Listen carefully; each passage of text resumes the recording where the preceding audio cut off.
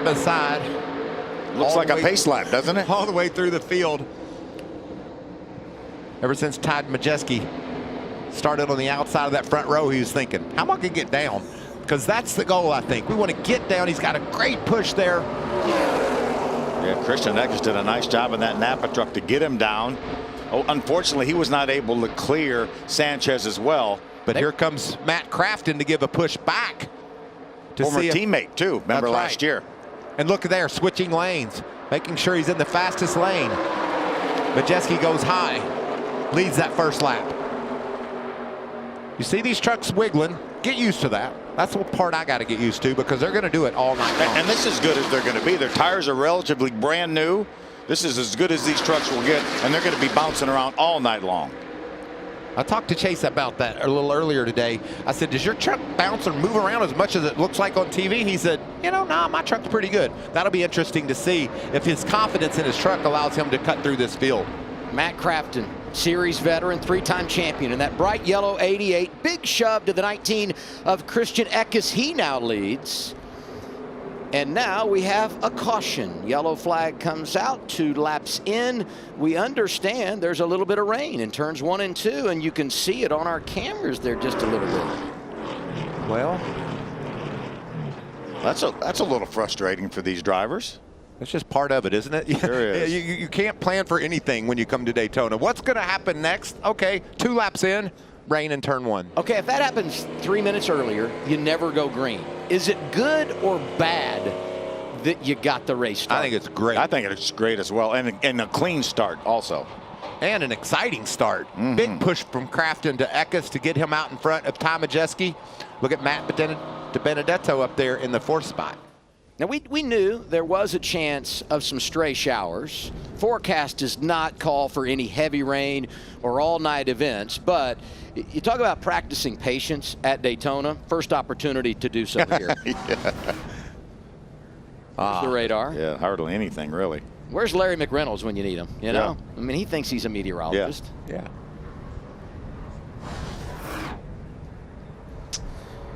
We'll step aside, just underway. Quick caution for a stray shower. Back to Daytona after you watch this on FS1.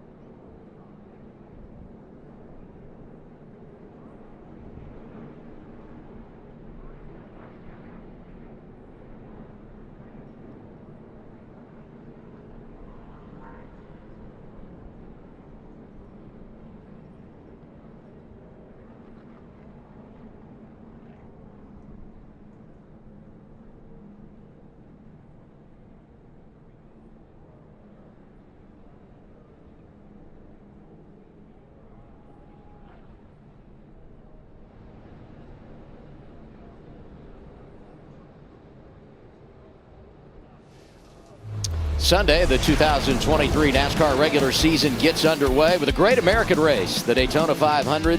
Coverage starts Sunday on FS1, 11 a.m. Eastern Time. We're over to Fox at 1 with race day, and we're green with the first race of 2023 just after 2:30 Eastern Time, live on Fox in the Fox Sports app. Be hard to bet against one of those 5 guys, wouldn't it? All of them certainly going to have a shot to go to victory lane in the Daytona 500. And about 20 others, probably. That's true. Yeah. One of those guys has already won the Daytona 500 3 times. Denny Hamlin, is he your favorite, Phil? I think so. I mean, again, we've talked about it before as we see the 20 of Derek Kraus on pit road. You can get lucky one time maybe and win a Daytona. You're not going to get lucky 3 times. Derek Kraus came in, so did Tyler Ankrum. Ankrum didn't have a great qualifying run earlier today, so not giving up a ton of track position. Now here's a great story. Chase Purdy, driving for Kyle Busch, great in qualifying, makes it to the second round earlier today, meaning he's going to start no worse than 10th. Flat tire, can't run in the second round. So officially he starts 10th, but because they had to change the tire, unapproved adjustment, he drops to the rear. Heartbreaking for this kid. Yeah, but he made some good progress. I was looking at the scoring monitor when that caution came out. In just 2 laps, he was up around the top 25. So he has a great truck. I know he's excited about this season, and look for good things out of Chase Purdy this year. That whole KBM story is really going to be one that's fun to follow. Ever since they showed up, it's been a Toyota team, and now they've made that switch. And Kyle showed so much speed last night driving his Chevy for Richard Childress Racing. I'm looking forward to big things out of this team. But you know, Kyle Busch going from Joe Gibbs Racing after 15 years to Richard Childress Racing and changing his manufacturer alliance from Toyota Chevy really is what created this ripple effect of change here in the Craftsman Truck Series. Yeah, exactly. When he left Toyota, then that left a void at Toyota, and then when David Gillen left Ford, that left a void at Ford. So that's why all the dominoes fell like they did. Travis Pastrana. Yeah, I like the guys that are around, though. I mean, Friesen, LaJoy, Kligerman. This is, I think when we decide to go, we're going to have a good group around us to really get up through the pack. You know, what's really important for Travis is to learn in these early laps. Not only to try to win this race tonight, he's in the Daytona 500. Everything he picks up tonight in the draft on this track will apply to what he will see Sunday afternoon. And you know what impressed me? Is the fact he knew everybody that was around him. He knows the players. You got to study this game. There's the AIM Autism Spectrum of Colors truck. Man, that's so beautiful. Stuart Friesen, his wife Jess, their beautiful son Parker, all down there prior to the race with big smiles on their face. I love Parker and how enthusiastic he is. He gets up on the back of that truck when Stuart wins. It's a great family. What a great cause Halmar Racing is doing here for AIM Autism. That's the most colorful, most beautiful truck I think I've ever seen. Yeah, it really is. Stewart struggled a bit in qualifying, which was surprising. A couple more trucks on pit road. Zane Smith how about that? Took the Love's truck down pit road. That's interesting. You think it's early handling issues? He's already felt with the truck. What was the deal on that, I think Bill? maybe they feel like they're in their window that they don't even have to stop at the end of the first stage. I like that. And get to the second stage and then stop, put 4 tires on, and that leaves them an opportunity maybe just to gas only in that third stage, because they definitely will have to stop in the third stage. No, I mean, no question, right? Because we're set to windows 35 laps. So you pit right now, that's 35 laps. And that really doesn't even factor in the fact we're going to run all those caution laps at the end of the stage. And if we get another caution between now and then for an incident on track. So I think it makes a lot of sense to do that. And there's a few trucks that have elected to hang back. We saw Zane Smith passing Daniel Dye and a couple other trucks to get in position for this restart.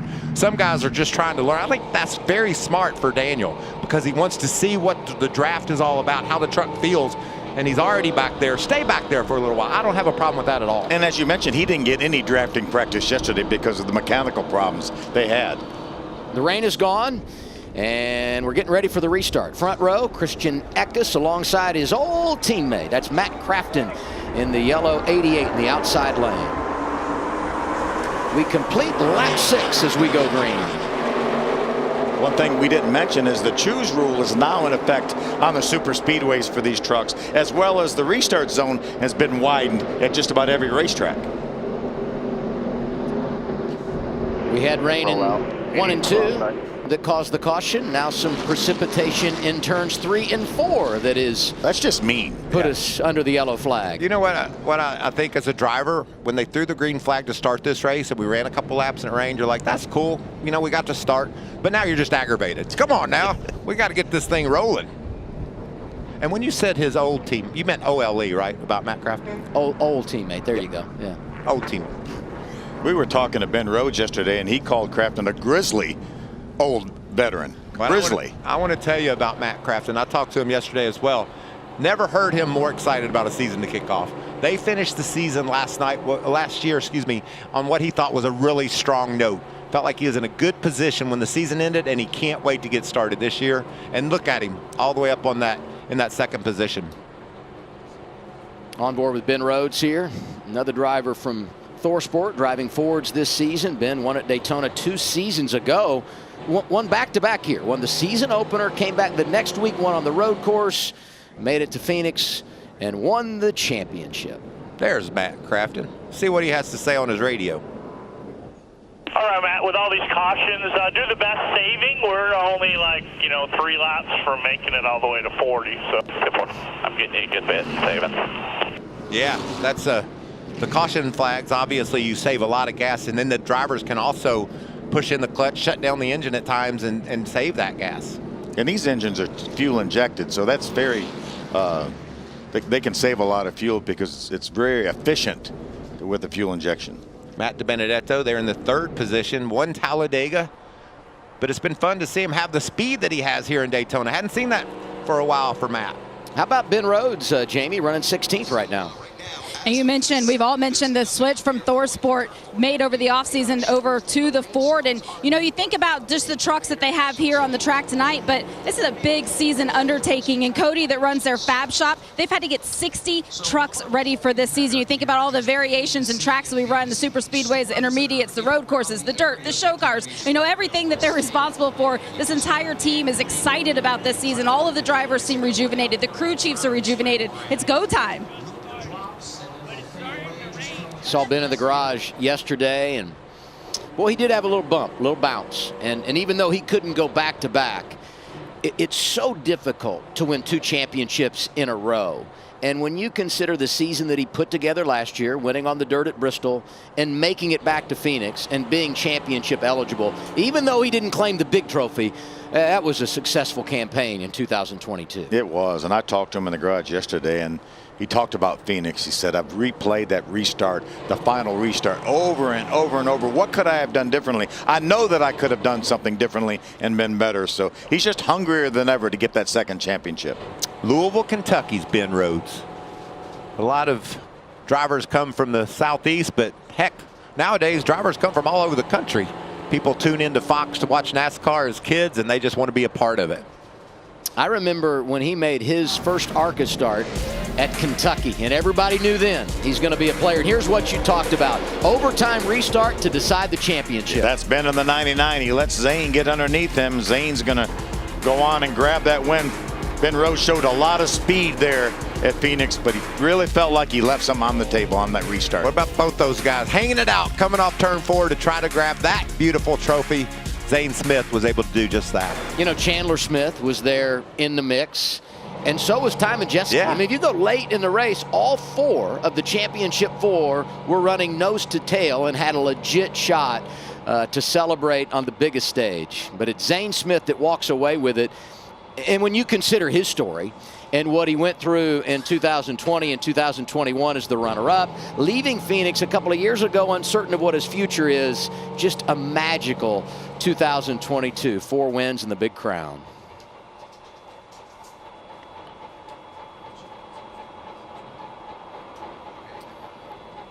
You mentioned that choose rules now in effect at super speedways, including obviously here at Daytona, and we've been given word by NASCAR that we will do the choose this time around, which indicates it won't be much longer till we're racing once again. And I love the fact that they have the choose rule everywhere now, with the exception of the road courses. But because you want to position yourself with with your friend, whether it's your teammate or the same manufacturer or whatever. So it's going to be interesting to see on this choose, because you have Christian Eckes, Matt Crafton running nose to tail, one a Chevrolet, one a Ford. But Matt DiBenedetto right now is on third spot in the Chevrolet. So will Eckes try to get DiBenedetto to go with him? A lot of chatter on the radios back and forth about just that, Phil. What line do I want to be in? Who's going to be behind me pushing if I choose the inside or out? You mentioned DiBenedetto's. Travis Pastrana is now on pit road.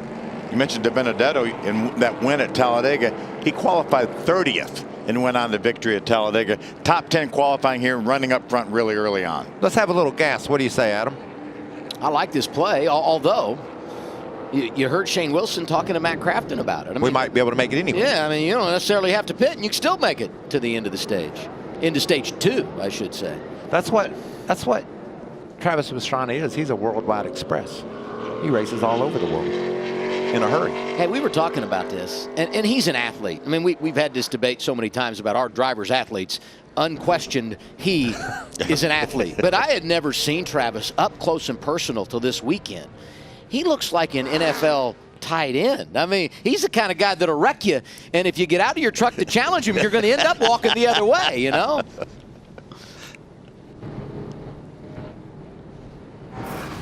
Here's the man. What an amazing resume. And as you mentioned, motorsport, all forms of racing and motorcycles, supercross, X Games. And just so ecstatic, so joyful, happy, thankful when he made the Daytona 500 last night. His smile there is so genuine. What a great guy. What was that story you told about him earlier? He was going to drive for you, and he had to cancel. Yeah, it was because he jumped over something and broke both his legs. And, you know, he was so sorry to us because he couldn't drive the car. I'm like, man, you're hurt. All right, we're going back to the green flag as we complete 10 laps here at Daytona. Eckes inside, Crafton on the outside. Let's try this one more time.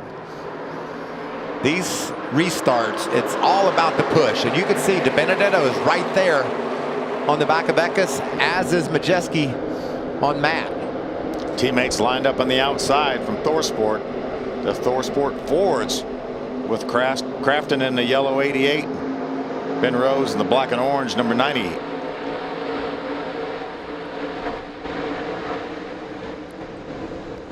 Haley Deegan giving a push. And just behind her in that white 35, fourth in line. In the outside row, Chase Elliott. Grant Enfinger behind him in the yellow and black 23 for GMS. He's won here at Daytona. And Jay White right on the inside of Chase Elliott. As you can see, those trucks really close together as they exit turn 4. Jay gets a little bit high off turn 4. You got to watch that. He hasn't raced at Daytona and Talladega quite a few years. These things get to moving around. You've got to be so precise, because you slide up just a couple of feet, you cause a big crash. Yeah, or you open that lane up and someone's going to drive that truck in there. But if you make that mistake early and it's a lesson you learn, it just makes you better and more prepared for the rest of the day. These trucks will start to drift and slide, and you can see that one truck, the orange truck, about 4 or 5 back, he's not pinning it to the bottom. I think that's where he wants to be. His truck just isn't allowing him to do so. Ty Majeski in that 98. Big push. Matt Crafton, teammates working together and pushing it to the front in that outside lane. Look at Matt DiBenedetto running inside line second, that white and blue number 25 Rackley Roofing Chevrolet, pushing that 19. Nick Sanchez, the rookie, right up there in the mix, doing a nice job. You know, Phil, for a kid that hasn't done this before, I like him being 3rd, 4th, 5th back in line. You've got to be in every position in order to learn how to execute and win the race later on. And right behind him, give a call to Jack Wood, driving the 51 for Kyle Busch. He's hanging in early. Tremendous in qualifying earlier today. The Chevys were fast in practice yesterday and appear to be good now that we're in race conditions. Keep an eye on that one truck a few back. He's just not able to hold low, and he sees losing ground there. I don't think that truck's handling well for him. And a bad handling truck at Daytona in a tight draft is not fun. Remember, Jay White came down here and had to qualify in on time. Maybe they have that truck a little trimmed out to try to ensure that he was able to qualify in. Had a great qualifying effort. What about, maybe he's paying for it now, a little lack of downforce possibly. What about Crafton? He elected to move up and get in front of his teammate, Ty Majeski. He was leading the race, saw his teammate back there, moved up to get that spot, and opened up the door for Derek Kraus.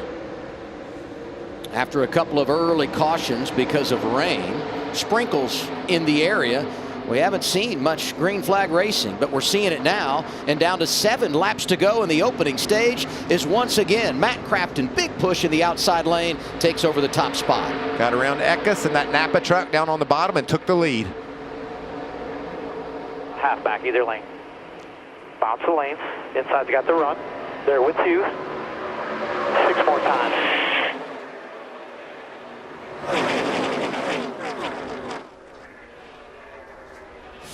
So interesting watching Matt make those decisions. Clearly had the lead on the bottom, but decided to go up out of the lead to pick up his teammate.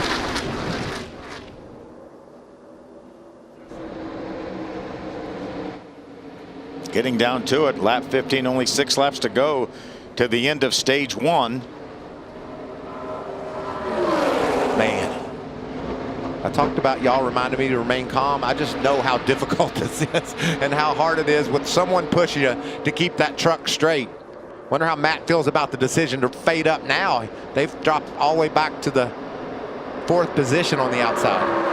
Yeah, 3 Chevrolets lined up on the inside as well. Actually, wait, but there's 5 Chevrolets lined up now on the inside, all the way back to that champion Chevrolet of Grant Enfinger, the yellow and black one. And I guess we shouldn't be surprised that Eckes and DiBenedetto are doing positive things on that inside lane. Eckes led the most laps last fall at Talladega.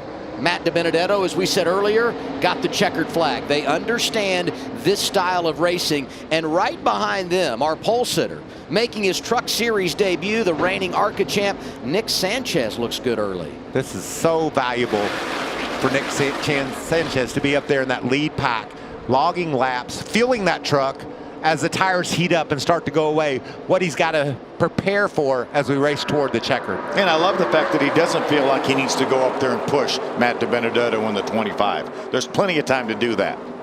4 laps to go, stage 1. Eckes, DiBenedetto down low, and Nick Sanchez up high. Matt Crafton looking for his first Daytona win. And right behind him, 2 of his teammates. You got Ty Majeski and Hailie Deegan driving the 13 full-time in 2023. Chase Elliott out of that outside lane down to the bottom to line up with those Chevys. But look at this push. Wow, what a big move those Thorpe Sport trucks just made. That outside lane starting to break up a little bit. Oh, see there? That's what I'm talking about. It's so hard to keep that truck down on the bottom when you got one on the outside.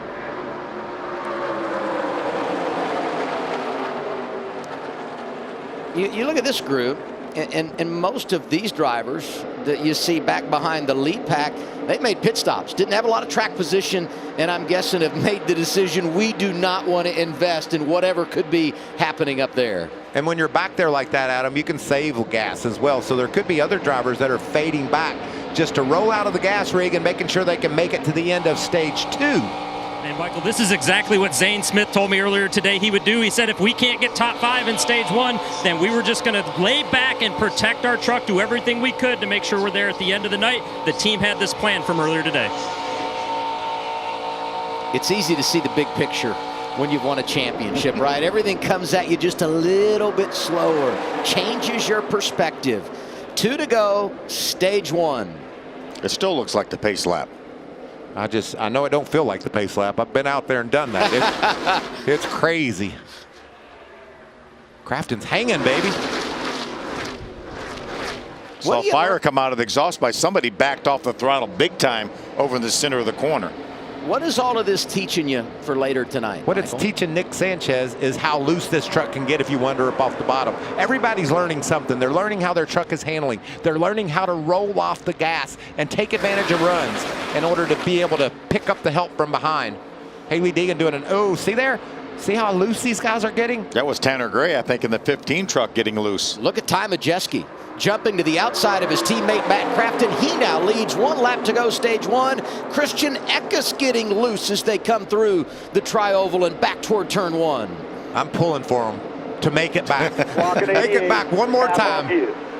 Half off you.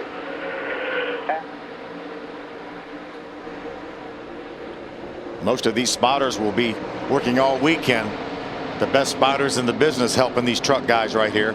The roles are reversed. It was Eckes and DiBenedetto down low. Now they're working together against those ThorSport Fords in the low lane. They're up high. Let's see how it finishes here in the opening stage. A little bit of bobble there. Just going to give you one more big shove coming to line. Majeski sideways coming off the corner. He saves it, but loses a ton of position. Stage 1 goes to the 19, and that is Christian Eckes.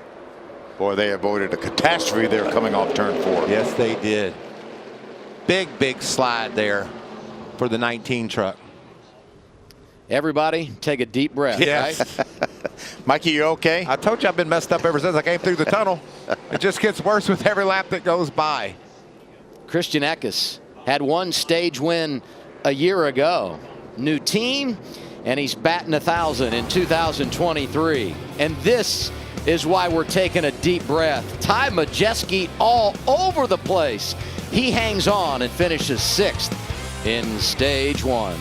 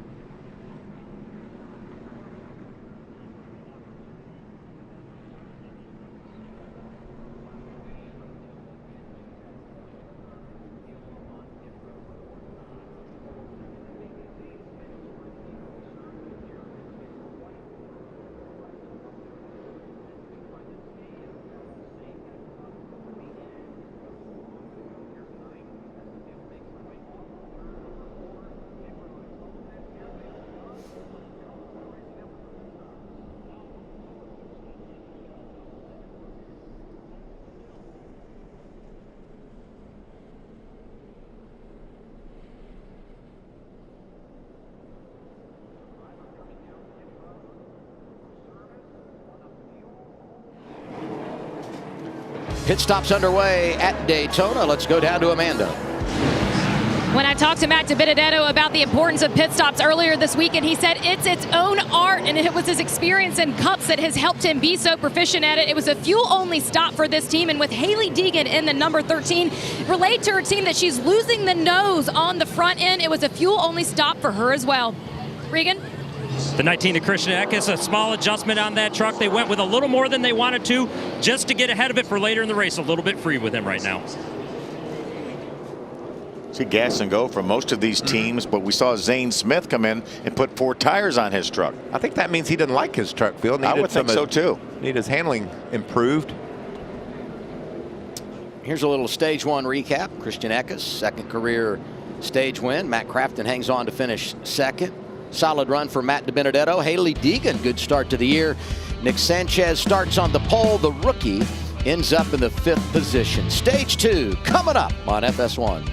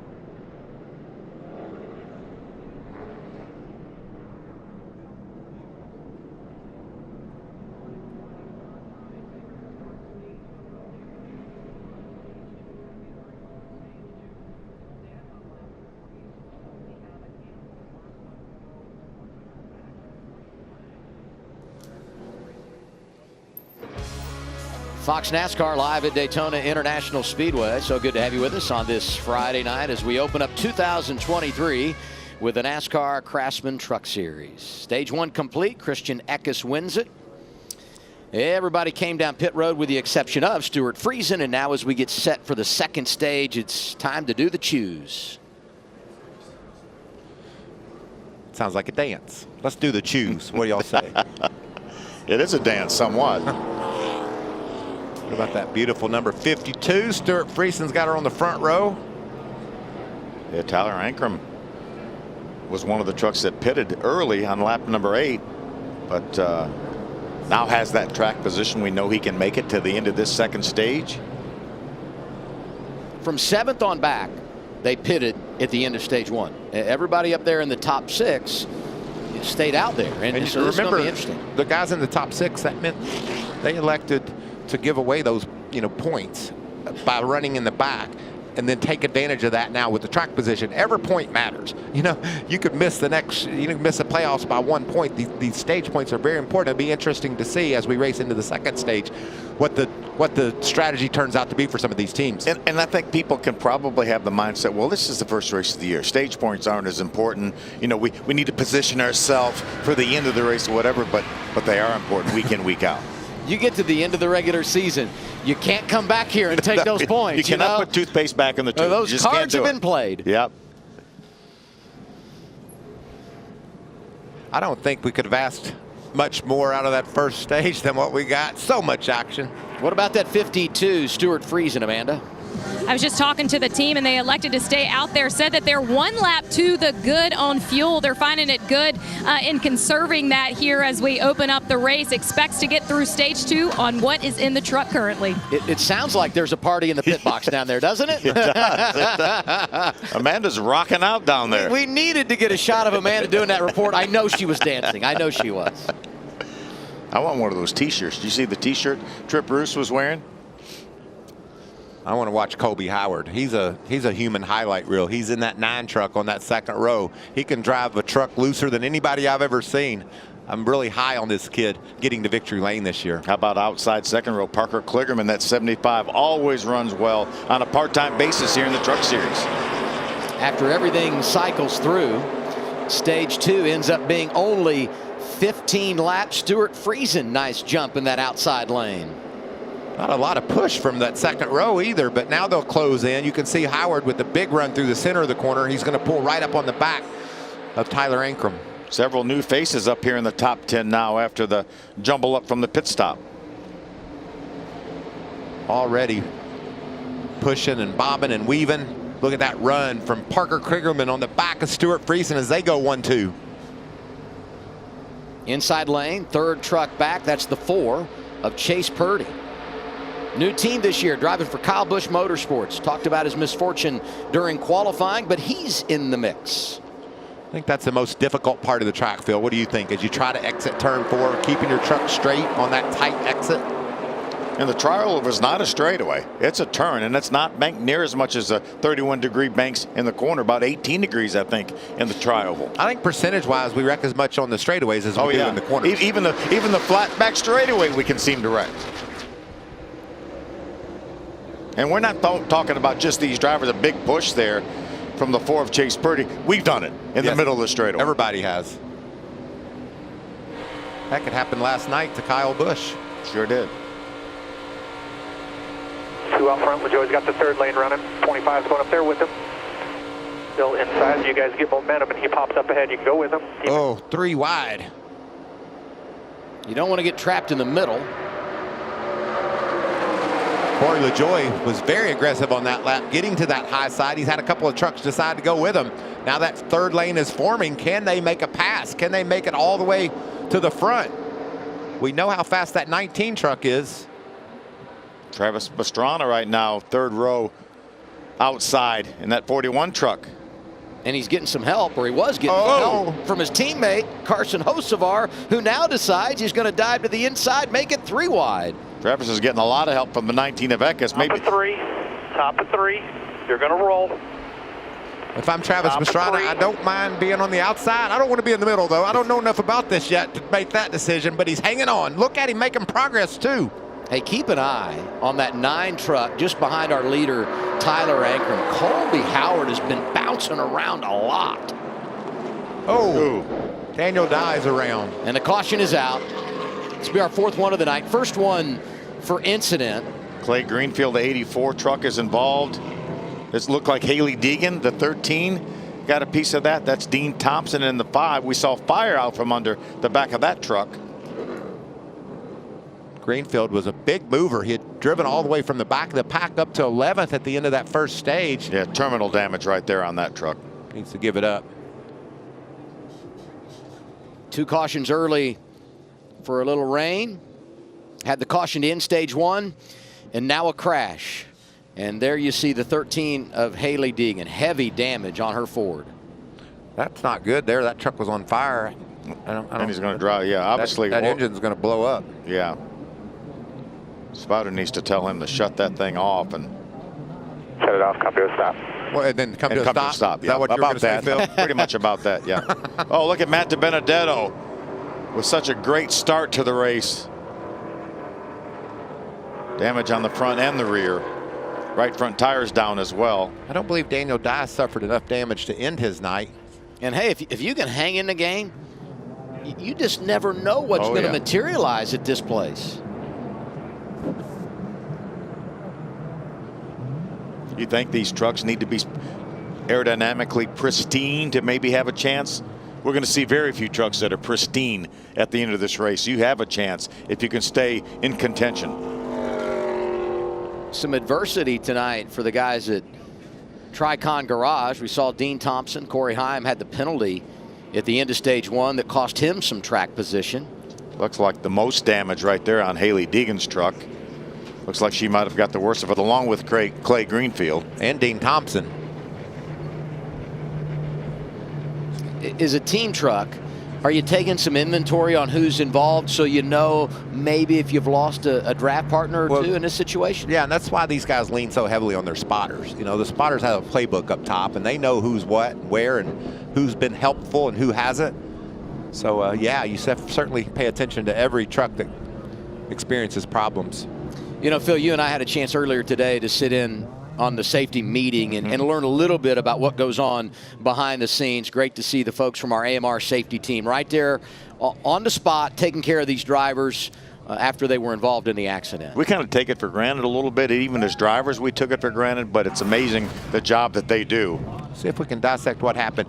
In the middle lane back there, the blue and white car, there's the truck of Clay Greenfield, the blue and yellow one. See what happens to Clay, because right behind him is Daniel Dye, and Daniel was involved. Oh, Clay just gets loose. Yeah, he kind of got squeezed a little bit in the middle, got loose, and all these other trucks just a victim of circumstances. Daniel Dye almost got through there.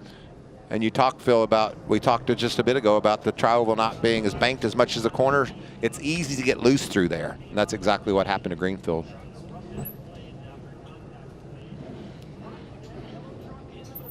Looked like Clay moved up the racetrack just a little bit and maybe made some slight contact with a truck on the outside, and then looks like he may have lost control. And these other trucks with nowhere to go. There's Haley Deegan, the 13, the 5 of Dean Thompson, and the Rackley truck of DiBenedetto. You think about those drivers and teams that elected not to pit at the end of stage 1, gain that track position. This is the kind of mess you can avoid when you establish a position at the front. We know accidents can happen anywhere here. From first and second, they can. Yep. But when you're up there, you minimize the chances of getting involved in something like this. A couple of trucks back. Here's Daniel Dye looking on. There goes Greenfield. Get up, hang on. Yeah, he was going to be fine. Clay came up the racetrack and clipped him in the left rear corner. I don't believe his night's over, though, Phil. No, I don't think so. He has a flat tire. Obviously, we saw that, but he'll get in there. They'll get that changed and maybe tune up the slight body damage a little bit and be back in contention. What about that mess? Golly, so many good trucks involved. One truck that wasn't involved, that was Tanner Gray. Watch the move Tanner Gray makes when we get another look at this thing. He's the white truck on the inside of Clay Greenfield. Check this out. There's Haley Deegan coming to a stop in her Ford truck. Check out this truck right here. There goes Greenfield. Look at that. Tanner just slips to the bottom, keeps going. You got to have cat-like reflexes to make that move, and he did it perfectly.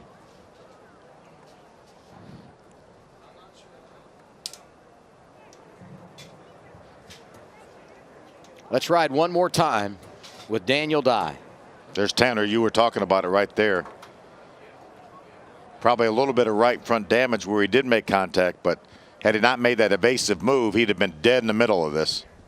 Rajah Caruth also right there in the middle of the crash when it started. He was able to slip through as well. When Brett Holmes was right behind him, and I don't know how much damage he got, but it was limited when you consider where he was, I believe. You can see now we're under the red flag. 30 laps in, 11 to go in our second stage. Fourth caution leads to a red. It's for an incident that happened in the trial right at the start-finish line. Halfway through our second stage at Daytona, red flag is out after we had a crash just past the start-finish line. Tyler Ankrum leads this race. To celebrate Craftsman's return to the NASCAR Truck Series, Craftsman is offering race fans different deals throughout the season. Look out for the Craftsman QR code later in the race to take advantage of tonight's Daytona deal of the race. Let's get an update from pit road. We send it down to Amanda. When we think about rookie stripes, Daniel Day is doing everything he can to earn his here this weekend. When we kicked off practice earlier in the week, prior to that, he got a visit from the King, Richard Petty, but the day would not go well. He didn't even see the track with some issues underneath the hood of the truck. And then in qualifying, was happy with the lap that he put down, but here in the race already, he's just been fighting the looseness of this truck. They actually came in during that first caution to gain some more tighten in the truck, but seems like they're still struggling with here today. In terms of strategy going forward, they're going to look at this truck, assess the damage, and get it back on track. Regan? Well, Amanda, Parker Klingerman, somebody we always expect to see towards the front of these truck races when we come to the super speedways. No different tonight, working very well with Stuart Friesen there as we had that restart. As they got to the front and they were pushing, though, Parker had to back off some. The reason for that is that truck began to overheat. Keep an eye on things as this race plays out and we get to the end, and you need to really be able to stay up there on that truck in front of you. They're going to have to make an adjustment so they can run longer. One more side note on this team. This team nearly did not make it here. They had a hauler issue in Georgia earlier this week. The truck got stuck in Georgia in the hauler as they had a hub burn up. Fortunately, the truck driver was able to get that fire put out on the hub and get the hauler back on the road. Jamie? Well, how about our race leader, Tyler Ankrum? Now you could call him somewhat of a veteran in the field. This is his 91st truck race. He's looking to get his second win. His first win came all the way back in 2019. But he calls this season a fresh start for him. He said the only thing that's the same as before is the number 16 on the side of that truck. He's got a new crew chief with Doug Randolph. I just spoke with him. He said they made that decision to come in early because they wanted the track position. They qualified 27th. It did them no good to stay out there and run in 27th. And what it did was it put them in the lead of this race right now. We've got rain coming down again. Nobody knows what's going to happen, but they feel pretty good about the truck they have underneath Tyler. Yeah, it's unpredictable, but it's always much easier to play with a lead than it is to try and come from behind. And it cracks me up. Forever we've said you can win from anywhere at Daytona, Talladega, and then we get here and all we talk about is gaining track position, right? Yeah. Here's the reason we're under the red flag. You can't win from the garage. That's right. That's right. The yellow truck in the middle there just has it step out on him, Clay Greenfield, and look at the mess that ensues. Great job by Brett Holmes. Now he's going to make slight contact, I think, with the 43 of Daniel Dye. But very slight. Very slight. It could have been a lot worse. You know, there were some great examples of total truck control when you think of Holmes, the way he was able to make that move, and Tanner Gray as well. Chase Elliott right there going by in that white truck.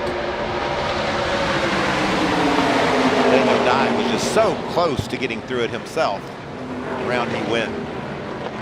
I think the drivers are over on the backstretch, and the crew chiefs are saying it's raining, and the drivers are saying no, it's not. I got to tell you though, it's not raining hard. So we understand now they're going to lift the red flag.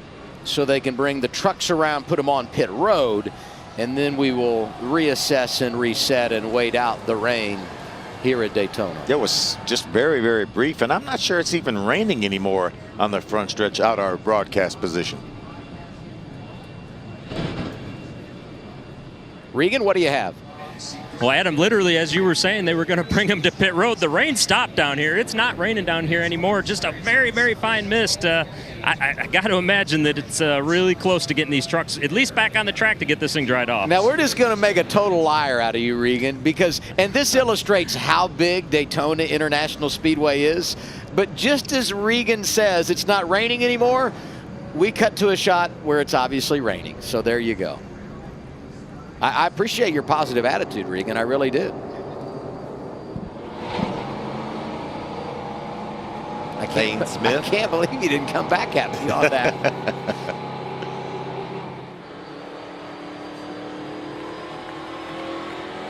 Ben Rhodes. I don't think this is going to be much of a delay. That rain was so brief. Yeah, and it never rained hard. Yeah.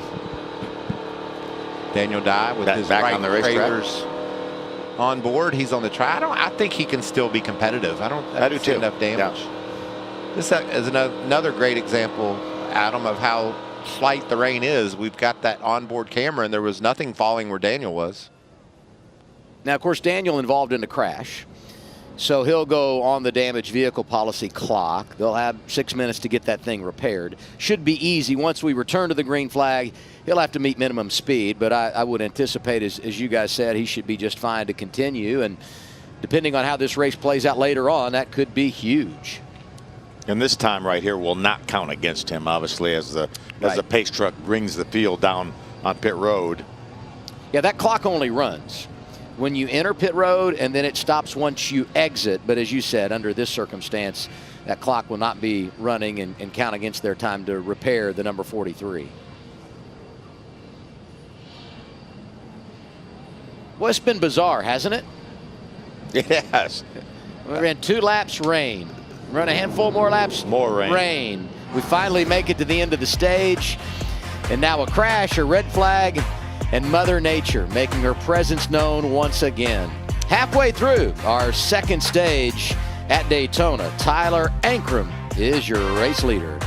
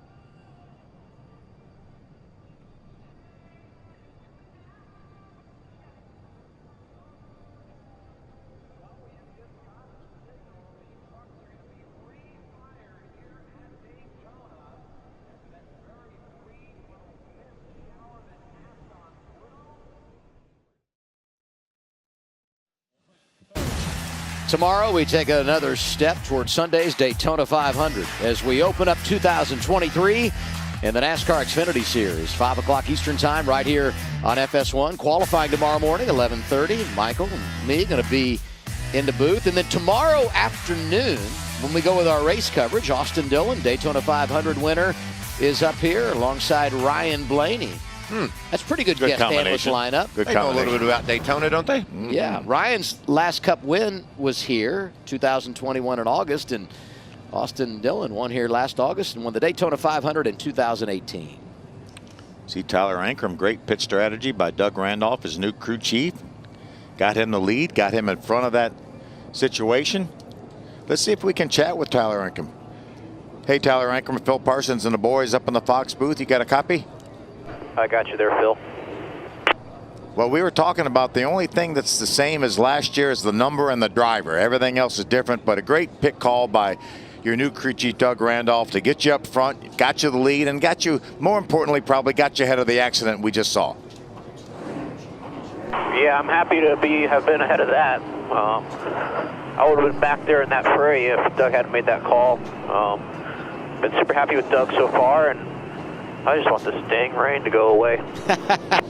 It's kind of hard to believe we stopped this race 3 times or had rain 3 different times, but doing a great job, buddy. Good luck the rest of the way. Thank you, boys. I like how he was sitting right on the button. Phil Parsons said, we're here in the Fox booth. You got a copy? Yes, sir, Phil. Go ahead. That tells you how tuned in these guys are. Talk to me and I'll talk right back at you. That's like when you're expecting a call from the boss and you're holding the phone. There it is, right there. Hello, how you doing, sir? Wait, it never even rang. Wait a minute. Hey, you look at Hattori. Such a successful program here in the Craftsman Truck Series, winning the championship with Brett Moffitt, everything that Austin Hill was able to accomplish. They missed the playoffs last year, which was shocking. But you get the feeling with the changes they've made and the growth that Tyler Ankrum has gone through that this is a year where they could really put some things together. Remember, they went to 2 trucks last year. Right. Maybe diluted the effort a little bit, back to 1 truck this year, looking for good things. Every time the boss calls me, Adam, I say, hello? Like, what I do now? A little less than confident that it's to tell me how great I'm doing. What's up, Jamie?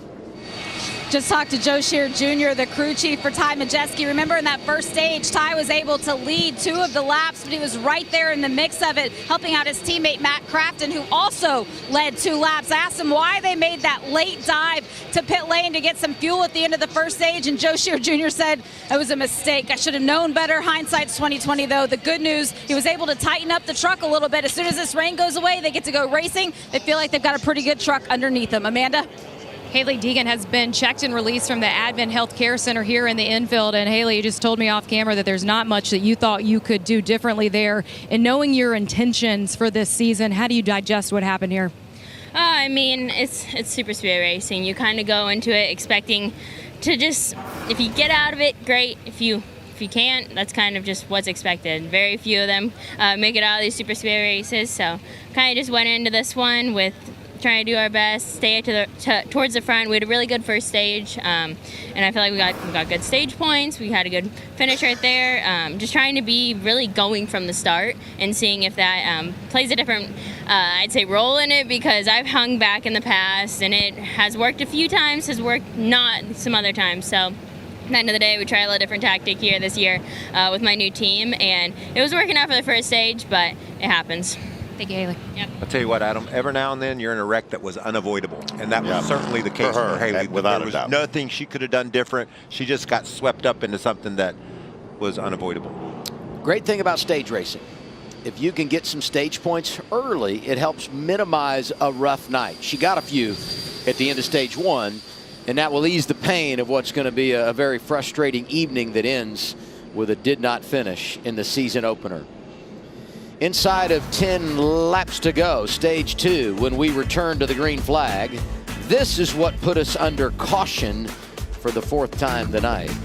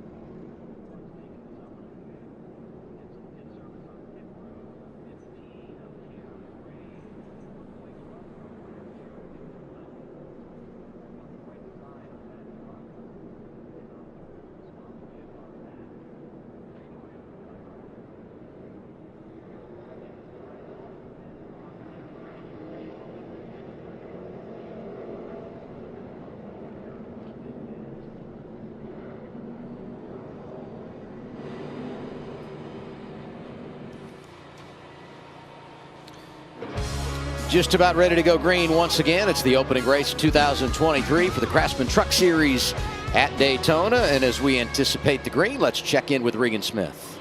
Adam, it's been a great start so far to Christian Eckes. He won stage 1, currently running 12th, crew chief Charles Denick.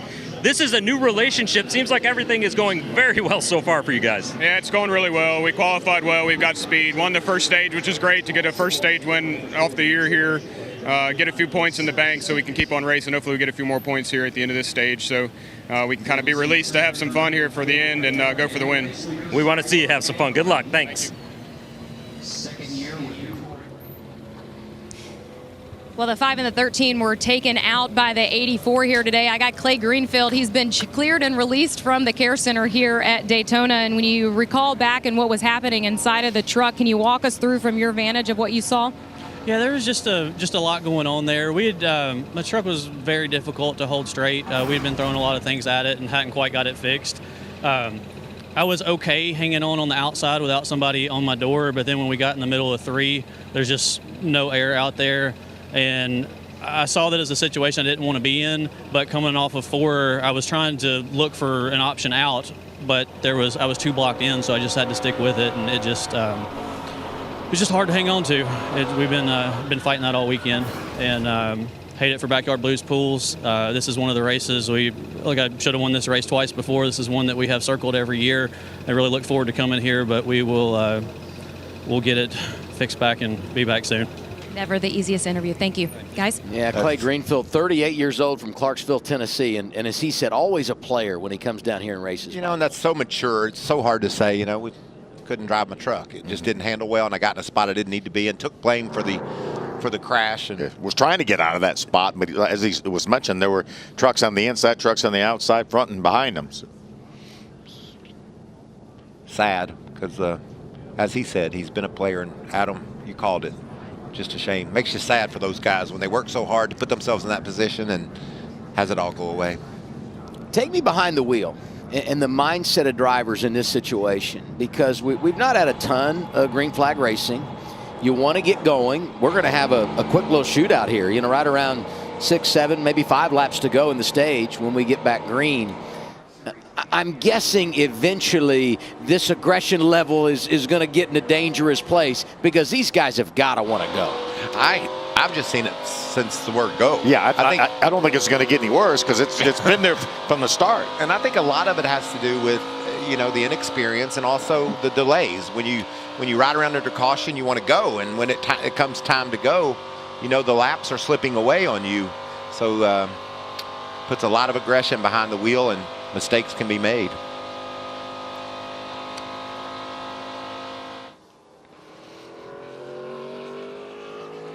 Here we go. We're choosing it up, Adam. Yeah. Said it earlier. Haven't been doing this at super speedways, but we're going to do it this year. Used to just be the guy that was restarting the race, P1, had an opportunity to decide inside, outside. Now everybody can do it at Daytona. And I think that's great. Yeah. Because, I mean, it allows strategy to come into the play. And you know, if it's late in the race, you want your teammate behind you, you can put them behind you. And sometimes before, when you had your teammate behind you, the caution came out, you were definitely going to be split up, because one would be on the outside and one would be on the inside. Obviously, the guy up front would have a choice, inside or outside, but you would be split up from your teammate. Zane Smith is back on pit road, our defending race winner, 2022 champion. They've been working on that Love's truck every chance they get. What about that 9 truck, Jamie? Well, that 9 truck is driven by Colby Howard. He's with CR7 Motorsports for the full season this year, but he calls it a homecoming of sorts. He did 3 races with them back in 2021, then went to McAnally, but the 2 teams share a race shop, so he said it doesn't feel like the first day of school. He had never worked with his new crew chief, Doug George, before, but they've crossed paths certainly in the past. So he's excited about this opportunity. He just, spotter Tim Fedewald just told him, you make your decision here. I'm going to hang with you. We've just got a handful of laps to go. This one's all in your hands, buddy. Amanda? When we think about the rookies here this weekend, when we talked to Matt Crafton in qualifying, he was like, I don't know these guys' names. We're learning all about everything. Well, on Nick Sanchez's radio, I heard his team tell him that the 88 has asked if Nick Sanchez is ready to stop pushing him from behind. So getting up to speed here in Daytona quickly. And Nick Sanchez says, no, I'm not. We're making good progress. But Matt just doesn't want a rookie someone that doesn't have a lot of experience having his front bumper on that tailgate. Well, I said, could it get more aggressive? And evidently Matt thought it was too aggressive himself, because he said, plenty. Yeah, don't be pushing me like that. Restart comes, 5 to go, stage 2. Ankrum on the inside lane. Off we go once again under green at Daytona.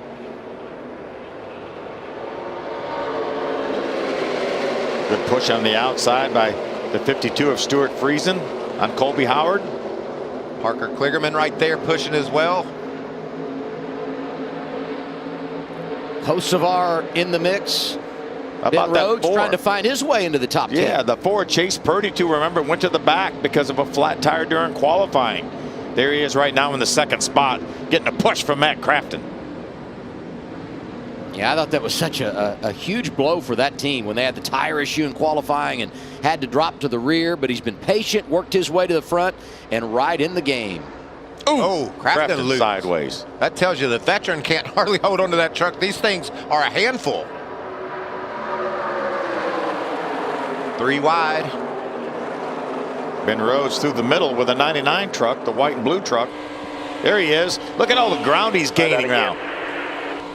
Going to pull up to Travis Pastrana, or is he going to go to the outside, Michael? See the trucks bottoming out up ahead. So many things that these drivers have to get used to seeing. Whoa. 3 wide. Look at Ben Rhodes right up the middle, inside of Travis Pastrana, drafting help from our stage 1 winner Christian Eckes in the 19. Meanwhile at the front, Colby Howard jumping out in the 9. Oh, you got to be so careful off turn 4 with that front bumper. See Colby Howard moving back and forth between the inside line and the outside line as we ride along with Ben Rhodes right on the back of the 42 of Hocevar. That switching lanes usually works once or twice, but eventually you lose the lead by making those moves. Less than 3 laps to go, 2nd stage. Howard out front. I think he's out front too far, isn't he? That's what I was going to ask. There goes the move.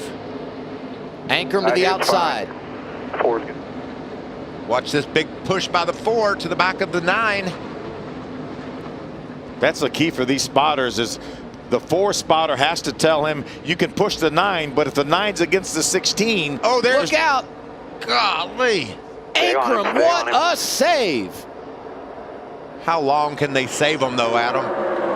There goes Friesen to the outside, going 3 wide for the lead. Big push from Parker Kligerman. Oh, Ankrum all over the racetrack with a push from the 4 of Purdy. 2 laps to go in the stage. Friesen leads at Daytona. My question is, can they make it back 2 times? Oh, I don't know. Look at Kligerman out of shape with a push from the 9 of Colby Howard. And look at that 3rd line up the middle. Here comes Ben Rhodes. Won this race 2 years ago. That Ben Rhodes has a fast and a good handling truck, it looks like. Eckes was pretty good when he was getting pushed. He looks like he's a pretty good pusher as well. Going to be 1 to go in the stage this time around. One more time. 2 quarters.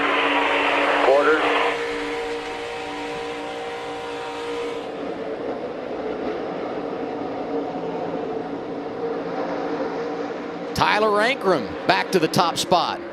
Drafting help from Chase Purdy. Boy, look how tight they are on that outside line. I can't stand it, Phil. This is crazy. Oh, no! And there goes Stuart Friesen. Contact into the wall. And there's more trucks involved. Caution is out. 5th one of the night. That will end the stage. That's Brett Holmes, the 32 on the inside grass. The 9 of Colby Howard around. Howard did a great job of not having that truck snap all the way around on him and into the outside wall. Hung on to it. 2nd crash of the night. This in stage 2. Tyler Ankrum will get the green and white checkered flag. Chase Purdy comes back in 2nd.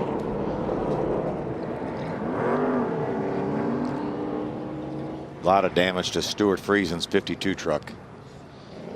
Boy, I saw that coming when they were pushing down the back stretch, and man, looked like they got from being square behind one another.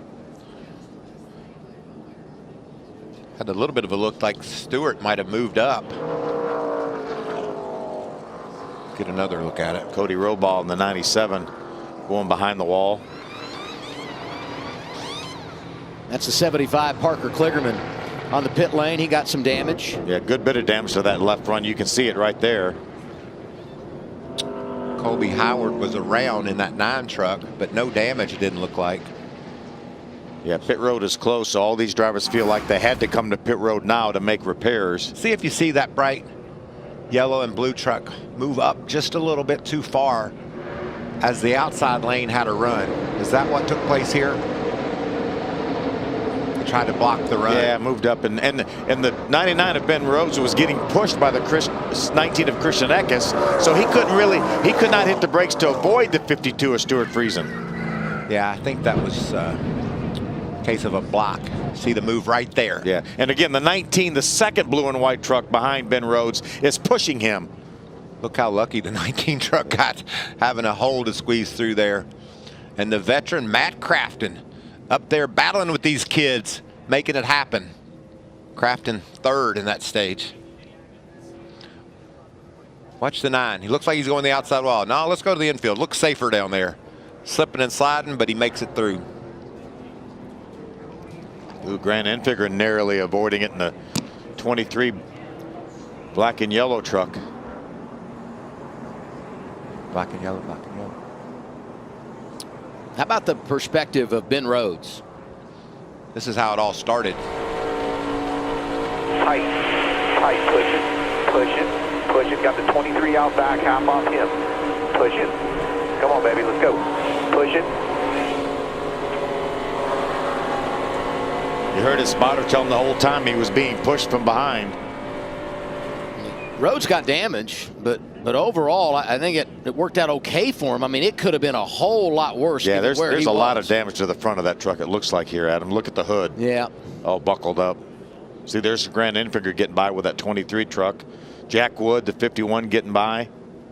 And 3 or 4 of those trucks right behind Jack Wood are all involved in this. Up hood. I went to the high side, he went to block it, and I was already in there. Can't back up either because my back wheels are off the ground. That's an accurate assessment of exactly what took place. Yeah. He made a move that was fine to make. Stewart tried to close the door, but it was a little bit too late. Yeah. And there was nothing that Ben could do because, again, he said his rear wheels were off the ground because he was getting pushed by Eckes. What did we say earlier? Every point matters. You're coming back to finish the stage, and they're getting after it. Oh, yeah. I think just too much pushing. Too much pushing, too much blocking. There's that 99 truck and the hood we talked about, all bent up. He'll come to pit road. They'll try to squeeze that thing down, see if they can get it patched up enough where he can continue and be competitive. Pit road had been closed. It's open now. Pit stops ending stage 2. Tyler Ankrum going to lead them down. They're heading your way, Jamie. And Tyler Ankrum will be the first to hit pit lane as this race leader. His crew chief, Doug Randolph, made the decision, make him stop just a little bit short. We're going to take 4 tires, fuel, give him a little bit of an ice bag, cool that body off a little bit, and they're going to send him out. Amanda? Nick Sanchez just made his way to us over here. It's going to be fuel for him in full tires. His team has been talking him through this whole thing. Yesterday, they were in practice focusing on that pit lane speed. Nick Sanchez, the team was telling him, guys, this is a stupid fast truck. Regan? Chase Purdy very happy with this truck. Very happy to get stage points, too. A good, clean stop's all they wanted. Nothing else. Stage 2 complete at Daytona, and it comes to a close with a crash on the back straightaway. Ben Rhodes, Stuart Friesen, and others involved. Tyler Ankrum, your Stage 2 winner.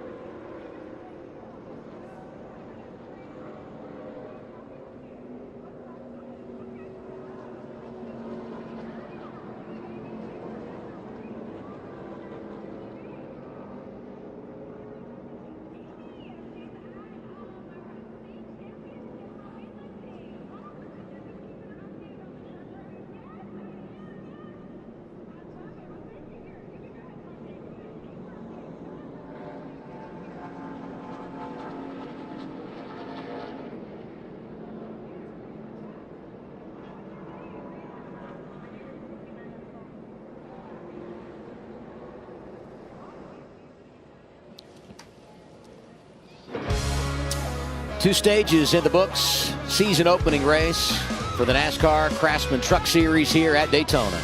With Michael Waltrip, Phil Parsons, I'm Adam Alexander. Thanks for being with us. We've had, boy, just a lot of odd circumstances. A few rain showers, a crash that brought out a red flag, then some more rain that extended the red flag, but we've got 2 stages complete, so this race is now official. Christian Eckes gets a stage win, 3rd of his career. Tyler Ankrum has now won a stage, 2nd time he's done it in his Truck Series career. And this most recent crash took out Stuart Friesen. Let's get a report there from Amanda. Yeah, it's never good news when you see the chainsaw out on pit road. They were looking underneath to see, check the suspension and the steering. All that was clear, but there were some issues on the handling and on the splitter. Stewart went back out to take a lap around the track, said the steering was crap, so he came back in. The team just looked at it again. Stewart's headed back out on track here at Daytona. His goal, Adam, will be to get in that draft and put a time down so that he's got enough speed to be able to continue racing. And without that fender, he's going to have to be in a tight draft. He's going to need one behind him and one in front of him. Yeah, same thing for the 75 of Parker Kligerman. I mean, there's a host of trucks that are repaired. We'll see how effective they are and if they can meet minimum speed here.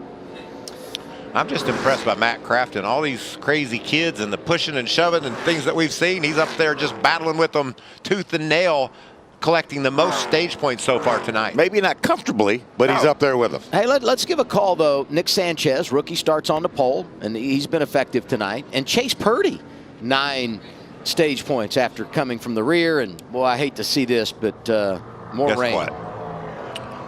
The rain is back. Well, Corey LaJoie is being shown as our leader right now. Again, we've looked at the radar a couple times, and it's certainly not socked in. It's just sporadic showers we're getting. Are the lights off the safety truck? They are. So he might turn them back on.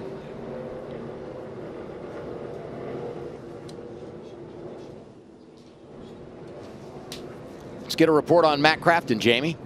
Well, Matt Crafton was just reporting to his team that this is definitely the wettest his windshield has been all night. So the rain certainly coming down on some parts of the racetrack here on pit lane, not falling quite as hard. But I want to go to that last pit stop. They took a couple extra minutes to clean off the front of that number 88 truck. There was some grass in it. It was also asked whether or not he was dragging the brake. They said that right front rotor was on fire a little bit. It was 4 tires and fuel for them. So they're looking to make some big things here in this final stage of the race.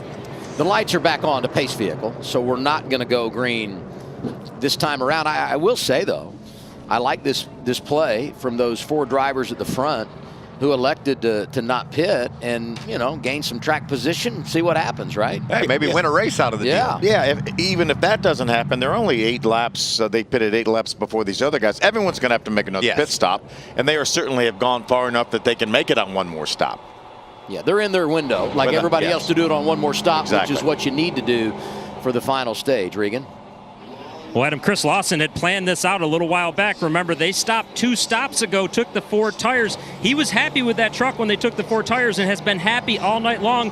But the plan was to use that as a strategy play during the next stage so that they could stay out, get that track position that they haven't had yet tonight.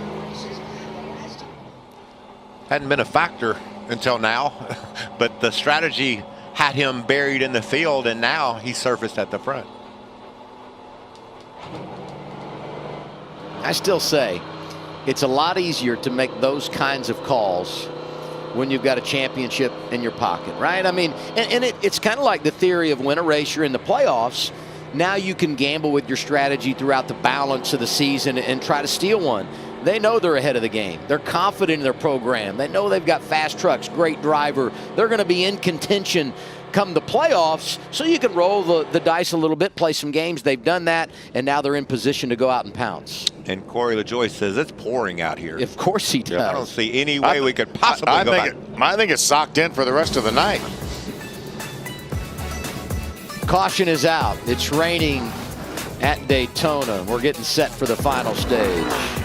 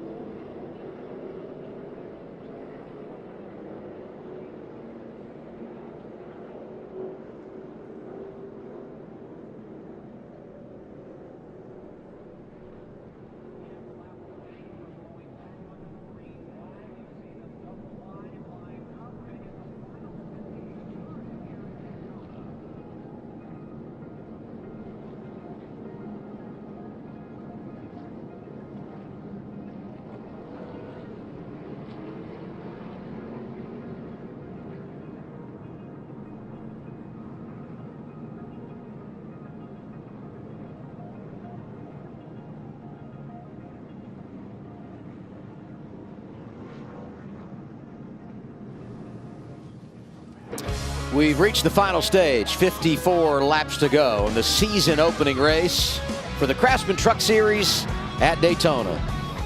A prelude to Sunday's Daytona 500 that you can watch live on Fox. How about that truck in the 4th spot there outside 2nd row? We saw him with the damage. You see the repairs they made. Matt DiBenedetto back in contention. Corey LaJoie lost the argument that it was raining too hard. We're going green. LaJoie inside, in control in the 7. Outside of him, our reigning champ, the guy that won at Daytona last year, Zane Smith. Final stage at the World Center of Racing for the trucks. Some pretty aggressive pushers in row number 2 with Corey Heim in the 11, DiBenedetto in the 25. That outside lane, it's got some chemistry, doesn't it? Lined up, nose to tail, big push. Zane Smith to lead. He brings Matt DiBenedetto with him. That was a byproduct of that push. Corey Heim has got to the back of Corey LaJoie in that black truck on the inside. It's not the Dale and Dale show, it's the Corey and Corey show down there. Check out that push. Our 2 stage winners working together. Tyler Ankrum getting a shove from Christian Eckes. 16 and 19. So Corey LaJoie, that black, white, and orange truck that jumps in behind the 19 of Eckes. He jumped to the outside. Very, very aggressive here on these speedways. Corey Heim now. Look at that 4th truck on the outside. It's Chase Elliott. He's joined this battle for the lead. Why am I not surprised? We're getting down to it, and he has found his way into the mix. And right behind him, the rookie from GMS, Raja Karuth, in the 24. I love the race that Raja has run. He's not been, we haven't seen him a lot, and he's certainly been away from the of the action and the problems. Really, he and Corey Heim both have done a nice job of staying away from problems and putting themselves in position here. You got to be impressed with Corey Heim. Every time he cranks his engine, he becomes a factor in the race, and there he is up to the 2nd spot. He's a 2-time winner in the series, one of those coming in the draft last year at Atlanta, and he's won 2 ARCA races right here at Daytona. Exactly right. Big move to the outside for Zane Smith as he pulls alongside that orange and black 16. We know he's going to have a good pusher behind him, the 19 of Eckes. Here comes the push. Travis Pastrana dropping back. There's Daniel Dye involved in a crash earlier. He's back there. Matt DiBenedetto involved in a crash earlier, and he's up front. 3 wide. Let's go to Amanda. Well, Corey Heim said he had some uncertainties coming into this season with a new team, but said he's been really happy with the speed he's found on this truck so far. Also said he's racing with mixed emotions based on the incident that they had on pit road here last year, but has one here in ARCA. Said he needed to go out and be perfect today. He started about 13th on the track all the way up to the top. Now here now. Check out that tape flopping around on the Rackley roofing truck. That says Daytona right there, doesn't it? Yeah, and he needs to be in the middle. He needs to have trucks in front of him and behind him. He's damaged, repaired, back on track. Not so fortunate for the 75 of Parker Kligerman. His night is done. Time ran out as they tried to get him fixed up. And look at this outside lane, big shove. Here comes Zane Smith in that bright yellow 38. Everything that gets ahead of that, behind that, in front of that 19 truck of Christian Eckes, it goes to town. That 19 is a pusher now.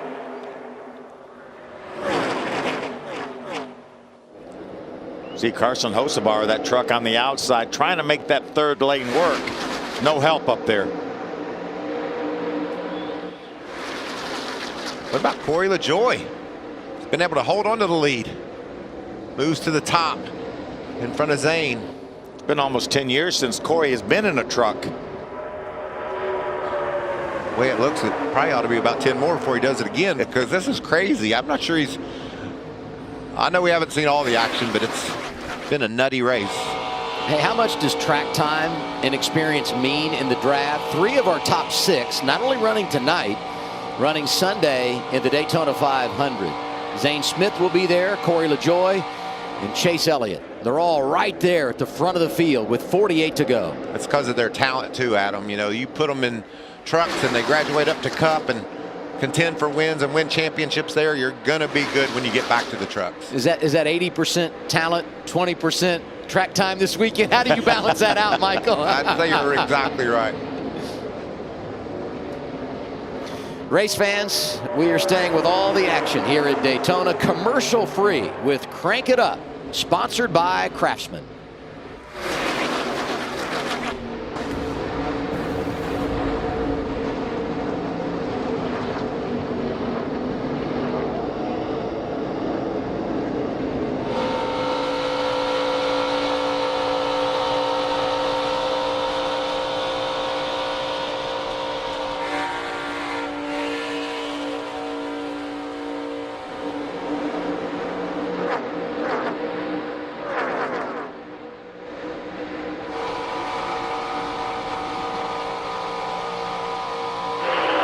Push out back. Here you come. Still half off. He's maintaining the gap. So the 7's up there now. Half off of you.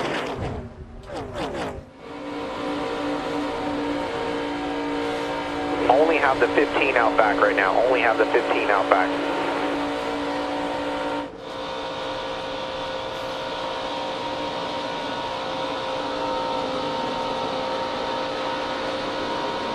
There's 2 wide, 41 is 3 back on the 15. Nothing with you by 10.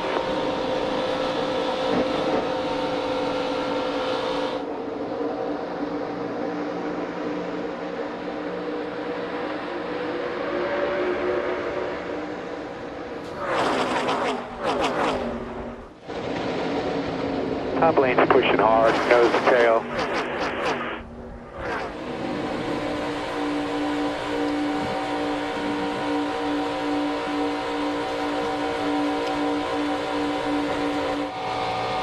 Sixteen, 11 are clear behind you. 1 back, then 1 off. Single file behind you on the bottom now. Good job. Top lane is 6 back, led by the 35-20. Grab your phone now and get ready to scan the QR code for the Craftsman deal of the race.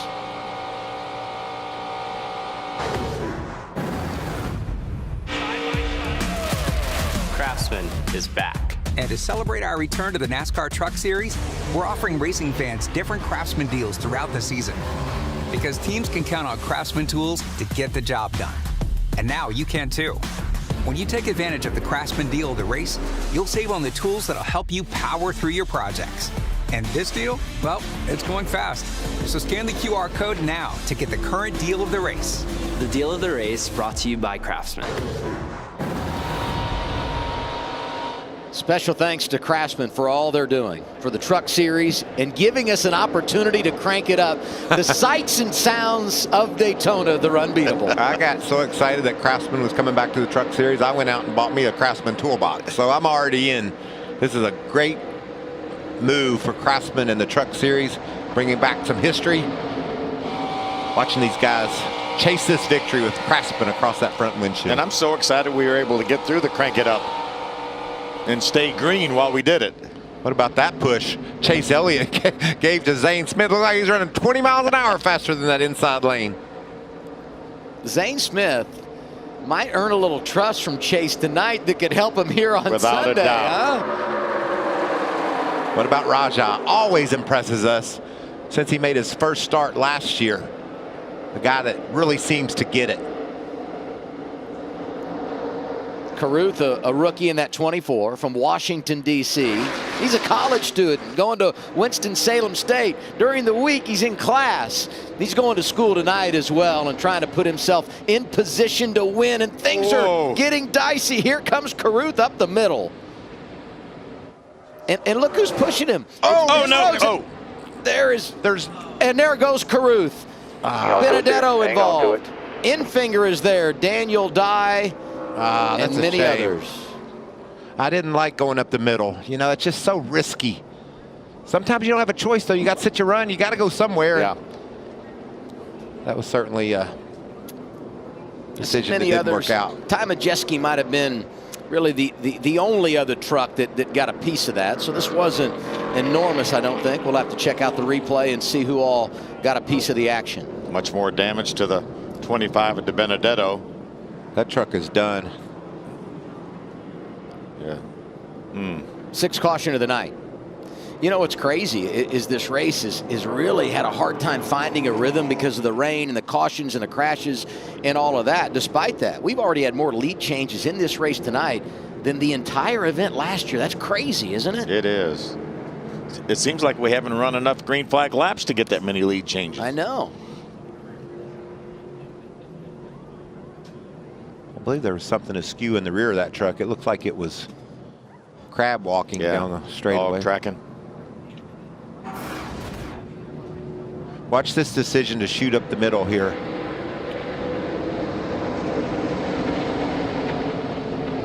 Right there. Yeah.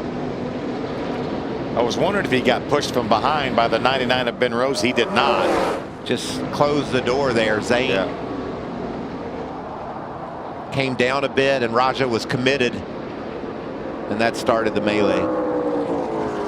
Takes two of the GMS trucks. The 43 of Daniel Dye and the 24 Raja. Almost got the 23 of Grant Enfinger. Look at Grant there in the yellow and black truck on the inside, right behind De Benedetto and Raja. Is he going to avoid it altogether? Wow. I thought maybe he got a little. I don't think he got any at all. I don't either. That was incredible. Hop on with Daniel Dye again in the 43 truck. See what he sees. Watch him here. Check up, right front. Check up. Get him. Just outside, hang on to it. We're in.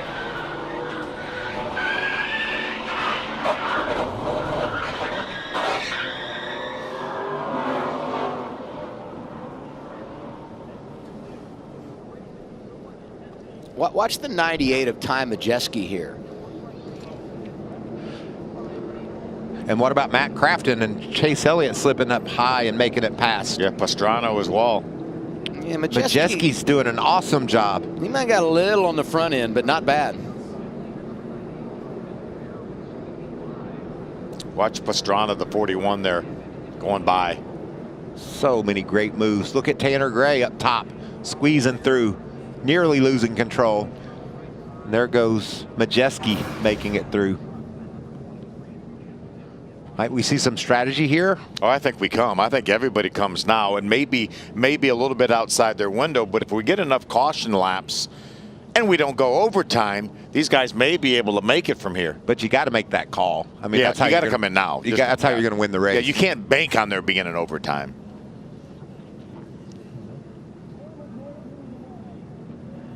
Those guys have done their night's work, haven't they? Repaired that truck, got it competitive, and now they got to fix it again.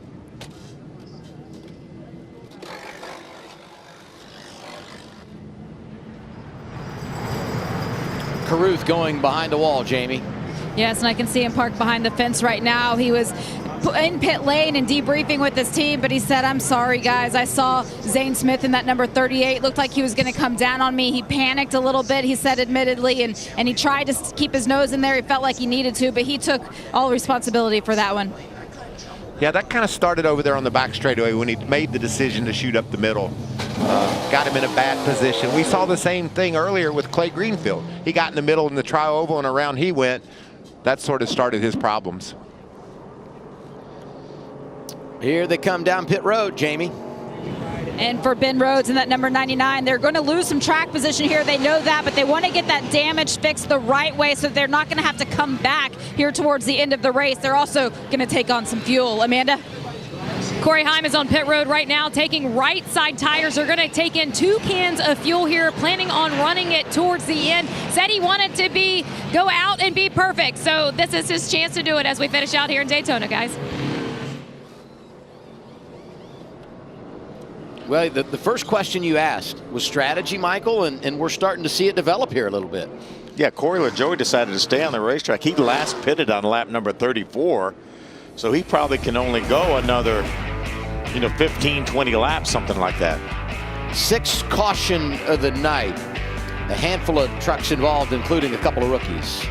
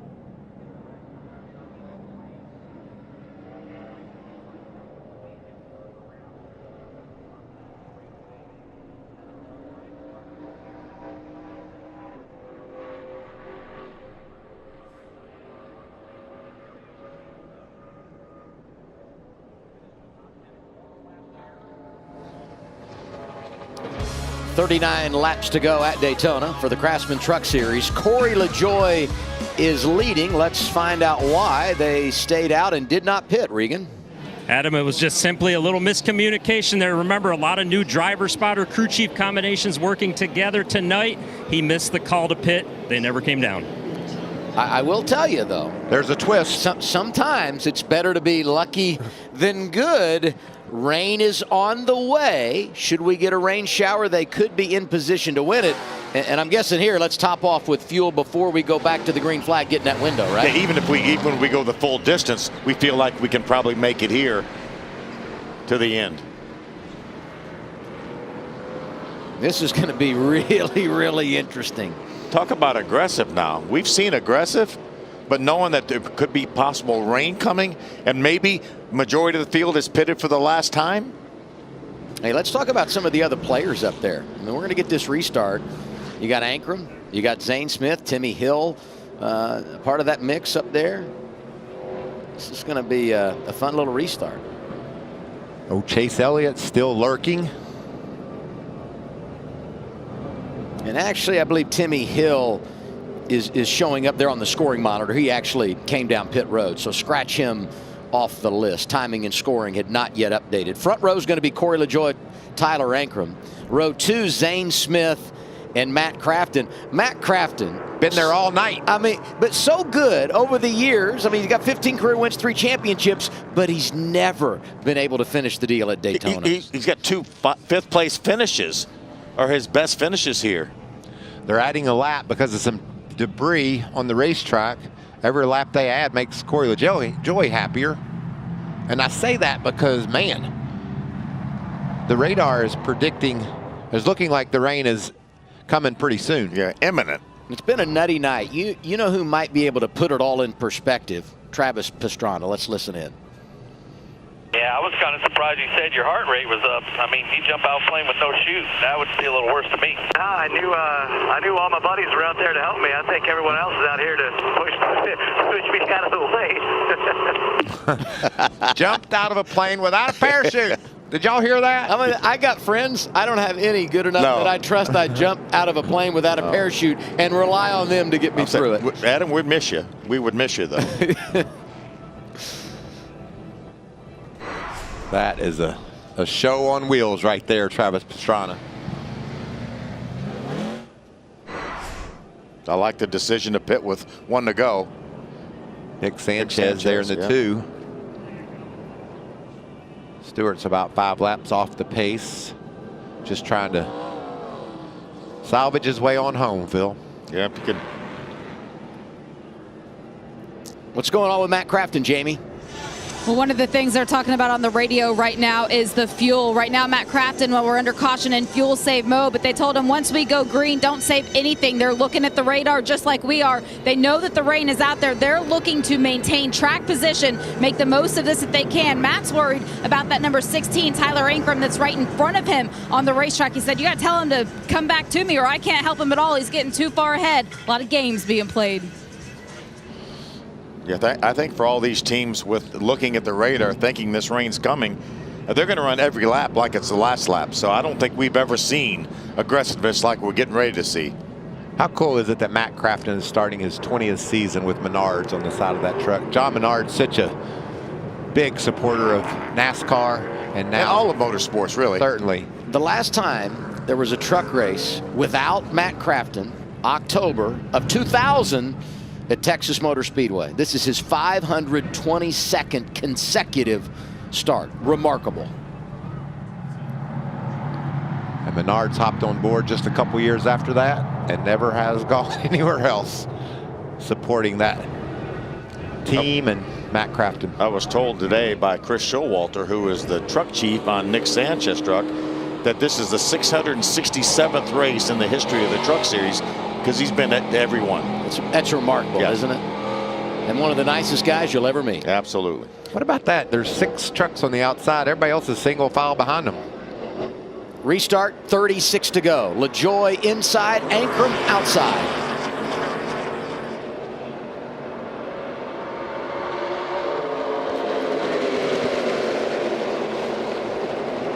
Matt Crafton with a nice push on that Ankrum truck. Some good momentum out there. Chase Elliott in the white number 35. Watch the 7 of LaJoie try to manage both lines here. It's a little easier, I think, in a car than it is a truck because of the big hole that they punch in the air. Hey, let's give some love to that black and white 15, Tanner Gray. He's very been in 2 or much 3 alive. wrecks, Adam. Oh, 3 wide around the outside. Goes a 16 truck. 38, Zane Smith. New leader, 36 to go at Daytona. Now look at Corey LaJoie drop now, being in the middle. No drafting help. That's what happens when you try to manage that line, go from side to side. Sometimes you just can't react fast enough. Because of what you said, Phil, the draft is so important in these trucks.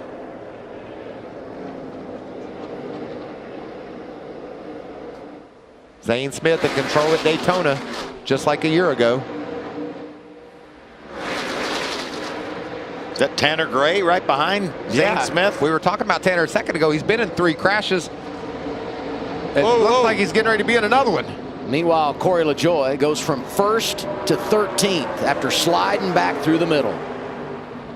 And he doesn't have much gas either, Adam. Gone from bad to worse for the driver out of Concord, North Carolina. Colby Howard slipping and sliding. It just scares me that those guys slide up a half a lane coming off the corner. We have nice, comfortable seats up here, and I can't use it. This is just too intense for me.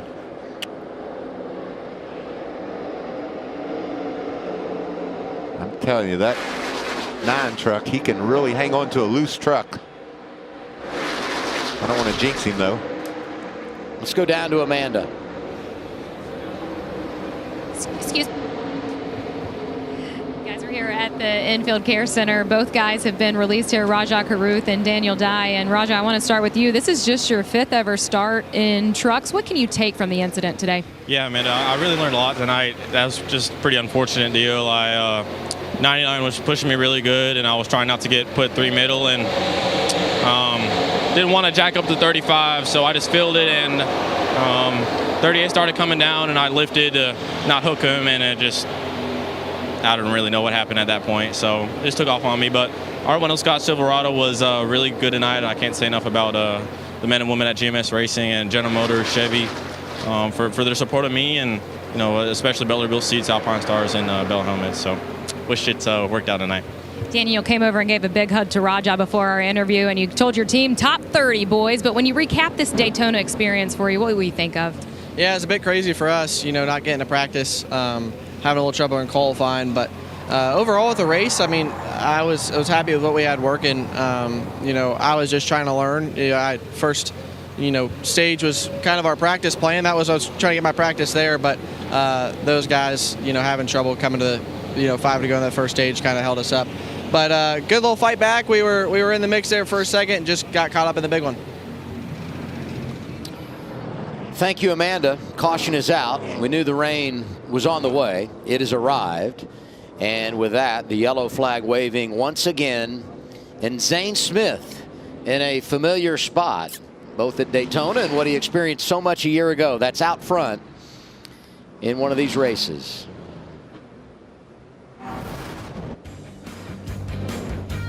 We heard from Rajah Caruth, Daniel Dye. Here's what put them out of the race. The caution, though, for rain once again at Daytona.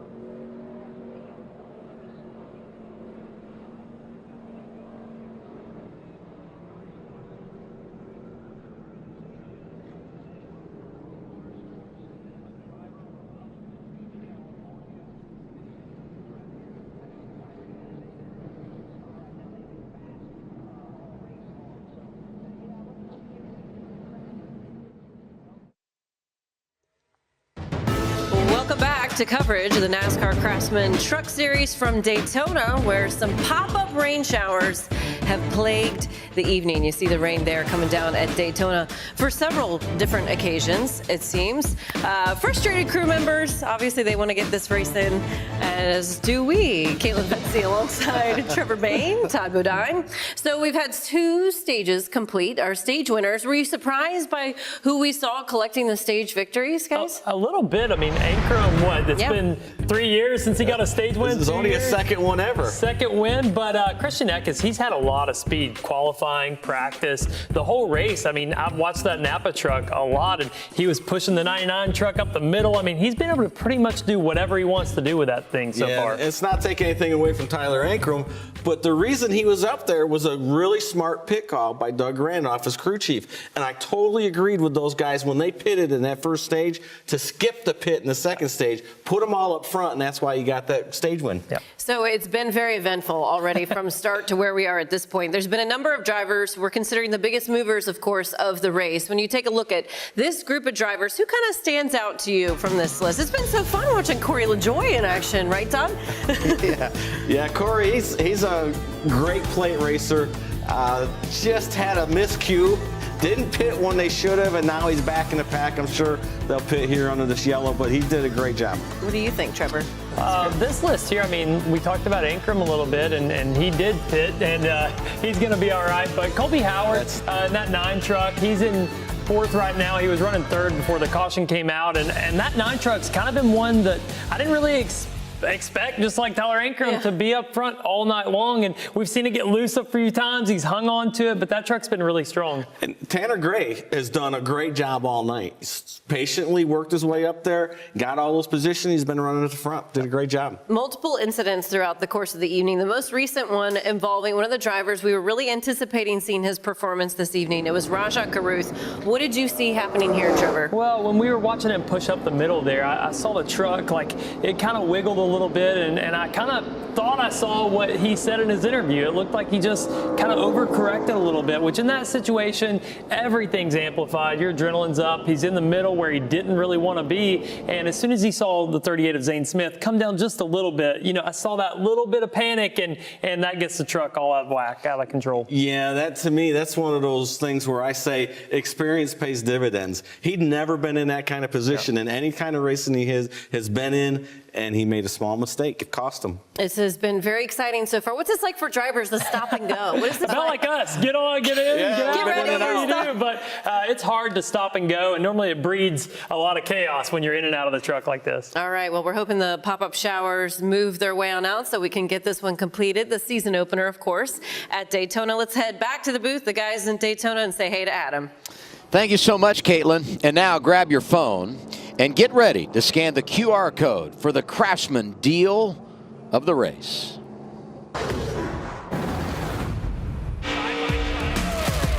Craftsman is back. And to celebrate our return to the NASCAR Truck Series, we're offering racing fans different Craftsman deals throughout the season. Because teams can count on Craftsman tools to get the job done. And now you can too. When you take advantage of the Craftsman deal of the race, you'll save on the tools that'll help you power through your projects. And this deal, well, it's going fast. So scan the QR code now to get the current deal of the race. The deal of the race brought to you by Craftsman.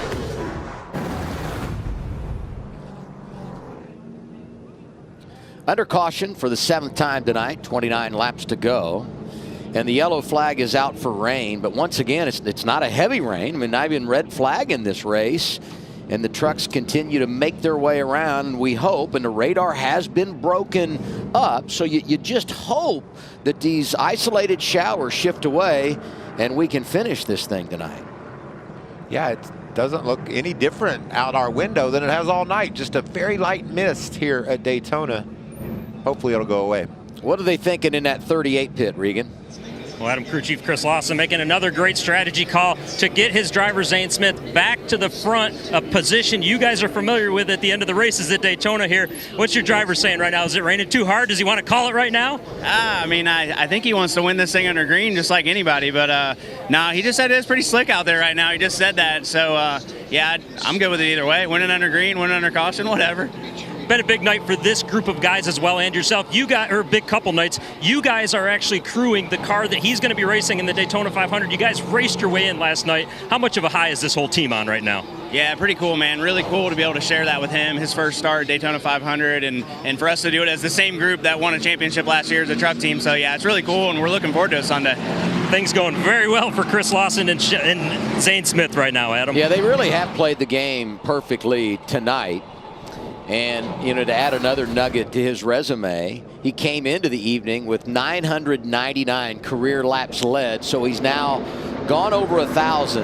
And here's how he got the top spot. This could end up being the pass for the win right here. Yeah, they both squeezed around Corey LaJoie. Zane gets the lead. Tyler Ankrum leading that outside lane. But what a great move that was for Zane. Had a little help from behind from Tanner Gray, and Tanner right now winds up in that second spot. Great run for him tonight. The rain all night has been the kind that you'd barely turn your windshield wipers on. In fact, it's that kind of rain where you keep turning them on and turning them off, right? It's just never materialized fully. But you got treaded tires and you're running 60 miles an hour on the road. That's a good point. These guys are running 180 on slicks. And for right now, I guarantee you, Zane Smith says it's pouring. I said that like someone who's never driven a race car, didn't I, Michael? It's got to be fairly easy, right? Yeah, doesn't look that bad to me.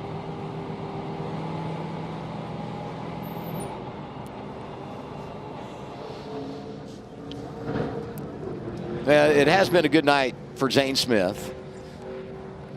But I think, you know, you have to give a call to some of these other drivers up there. Christian Eckes wins the stage. He's running third. I mean, we haven't said a whole lot tonight about Grant Enfinger, but here he is in the 5th position, someone we feel like could be a huge player in the championship chase. Other than he's missed about every wreck we've had. He's been right in the middle of it. And Tanner Gray's been in every wreck they seem to have had. And he's running in second. So there's some great stories out there. What a crazy night. What do you see, Jamie? Well, Grant Enfinger, as you mentioned, he was pretty unhappy after qualifying. He was disappointed in the speed that they had. He thought that they had a faster truck than that, but it's kind of unfolded. This race has come to them a little bit. Like you said, they've been able to stay out of trouble. But the big thing for he and his crew chief, Jeff Hensley, is that they're approaching this season with more aggression than what they've had before. He said, we have so much experience on this team right now, and there's so many rookies in the field. We need to strike while the iron's hot. Make the most of it these early stages of the season. They brought out this brand new truck here for the super speedways this year. He said they've learned a lot of information about it, and there's some good things coming for them, but it's going to come on the heels of them being more aggressive in their decision making. And I got to hand it to you, Phil. You talked about how close he's been to so many accidents tonight, but that truck looks really, really good right now, doesn't it? All right, tomorrow on Fox, it's a UConn basketball doubleheader. First at 11:30 Eastern, the 20th-ranked men take the court against Seton Hall. Then at 2:30, the 6th-ranked women take center stage as they battle the nation's leading scorer, and that would be Maddie Siegrist and 14th-ranked Villanova. It all begins tomorrow on Fox. I don't know who you're betting on, but I'm going to tell you right now, my advice is on the Huskies, the men and the women. Solid programs in stores right now. Well, how good has that women's team been for years and years? Remarkable. And years. Remarkable what Gino's done and the continued success, as you said, for decades at UConn.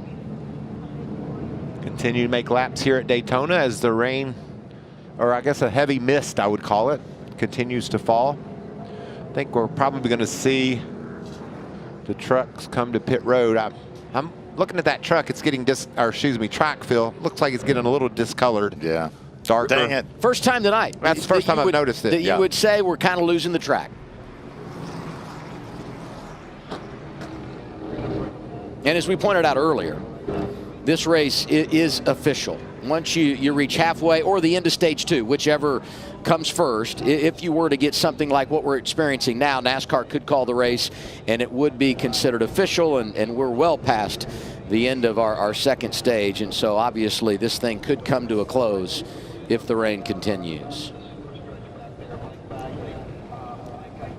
We know now this year they're going to run. We've run on the road courses in the rain for several years now, but a lot of the short tracks in NASCAR, now 3 major series, will have a rain package just like a road course when we go to places like Phoenix and and short tracks like Richmond and Martinsville. That's going to be crazy. Yeah, it is. We could see some oval track racing in the rain. I can't wait. I want to see that. Well, and that rule going to be in place at every track a mile in length and less, with the exception of the two concrete tracks where the speeds are so high. That would be Dover and Bristol, and there's more banking there, obviously. So we won't do it there. But all the other tracks a mile in length and less, we're going to have a rain package where we could potentially run in the rain. And we're talking about Phoenix. They go fast at Phoenix. You know what I love? I raced a Ferrari in the rain in sports car racing, and they said the best way to be fast in the rain on rain tires is to run offline, miss the line. I said, I'm your man. I bet I can miss a line better than anybody. You've had a lot of experience. I've missed it my whole career. I've got this. This is the heaviest the rain has been, as I said. Outside our broadcast position, you can see it's really coming down right now. Well, and for the first time, you get the feeling that NASCAR has got a decision to make, right? But yeah. Before, you never reached this point. But now you're under red. It's raining hard. You're losing the track. We're closing on 10 o'clock in the east. It takes a long time to dry this place. It's going to be difficult to get this one restarted. I'm kind of wondering if that'll be the case with the rain tires in NASCAR. We need somebody to miss the lines. Maybe I'll come back. I might be you're good at it now. I might be a hot commodity. Fox weather is in. You know, we hit near record highs today in Daytona Beach, but this rain all a part of a cold front. So it's going to be much cooler here tomorrow before warming up close to 80 degrees again on Sunday for the Daytona 500. And really what we're seeing right now, this was the only threat of precipitation this weekend. This was the window we were concerned about. Tomorrow looks really good, even though it's going to be a bit cooler, and everything right now looks great for Sunday. I would say it's raining hard enough now that obviously you see the drivers getting out. I was going to say more than likely NASCAR will let the drivers get out of the trucks.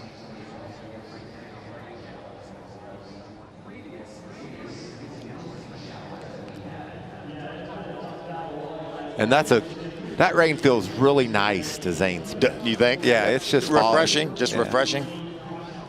I won the Daytona 500 here 20 years ago, and it was rain shortened, and we ran just over halfway of the race, and I won, and they sent me the whole check. And you got a trophy too? The They same didn't cut it in trophy. half? They didn't cut it in half? Well, I've always heard drivers don't necessarily want to win a race when it's rain shortened, but when you consider that Zane basically won this race twice last year, and then this is a nice payback, isn't it? That's cool.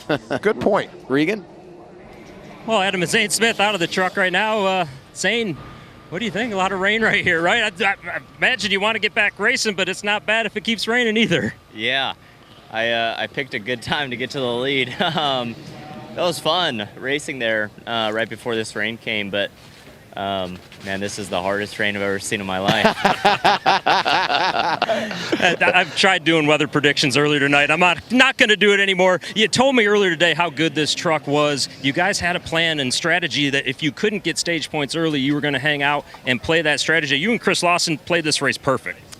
Yeah, I mean, I decided to tag along with a few that I trusted there in Chase and Corey, and it was scary up there at times. 3 wide, going for stage 1 points. I knew it wasn't going to work out. So fortunately got our Love's Speedco Ford F-150. I'm still trying not to say Mustang. Up front at the right time, and saying good. All right, good luck if we get going. Amanda? Points that he's been able to pick up so far in the stages. And Nick, when you reflect on the race that you've had so far, what's been the biggest learning lesson for you? Just, the way these things move around in the draft and the way they suck up and, how they react to people around you, behind you, beside you. So that's been a learning curve, but, the truck's driving really good, and at the end we were just kind of riding, waiting for something to happen up front, and then we were going to go.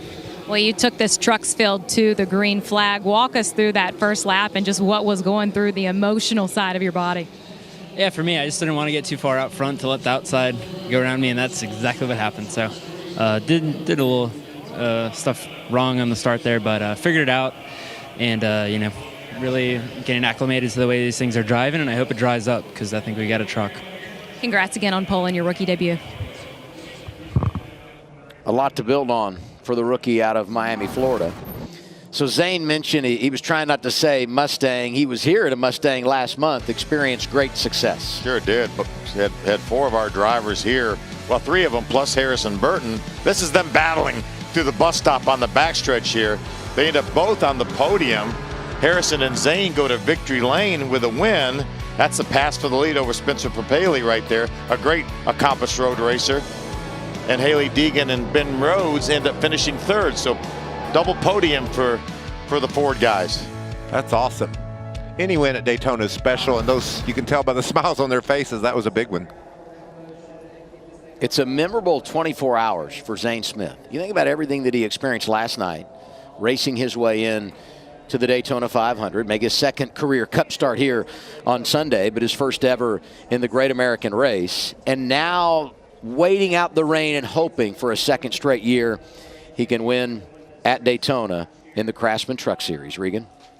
Well, Christian Eckes in 3rd place. Zane Smith told us just a couple of minutes ago, Christian, this is the hardest rain he's ever seen in his life. I got to imagine you probably disagree with that statement. I swear, if he Mickey Mouses his way into this, I'm going to be so mad. But other than that, I'm really happy with my number 19 Napa Auto Care Chevrolet.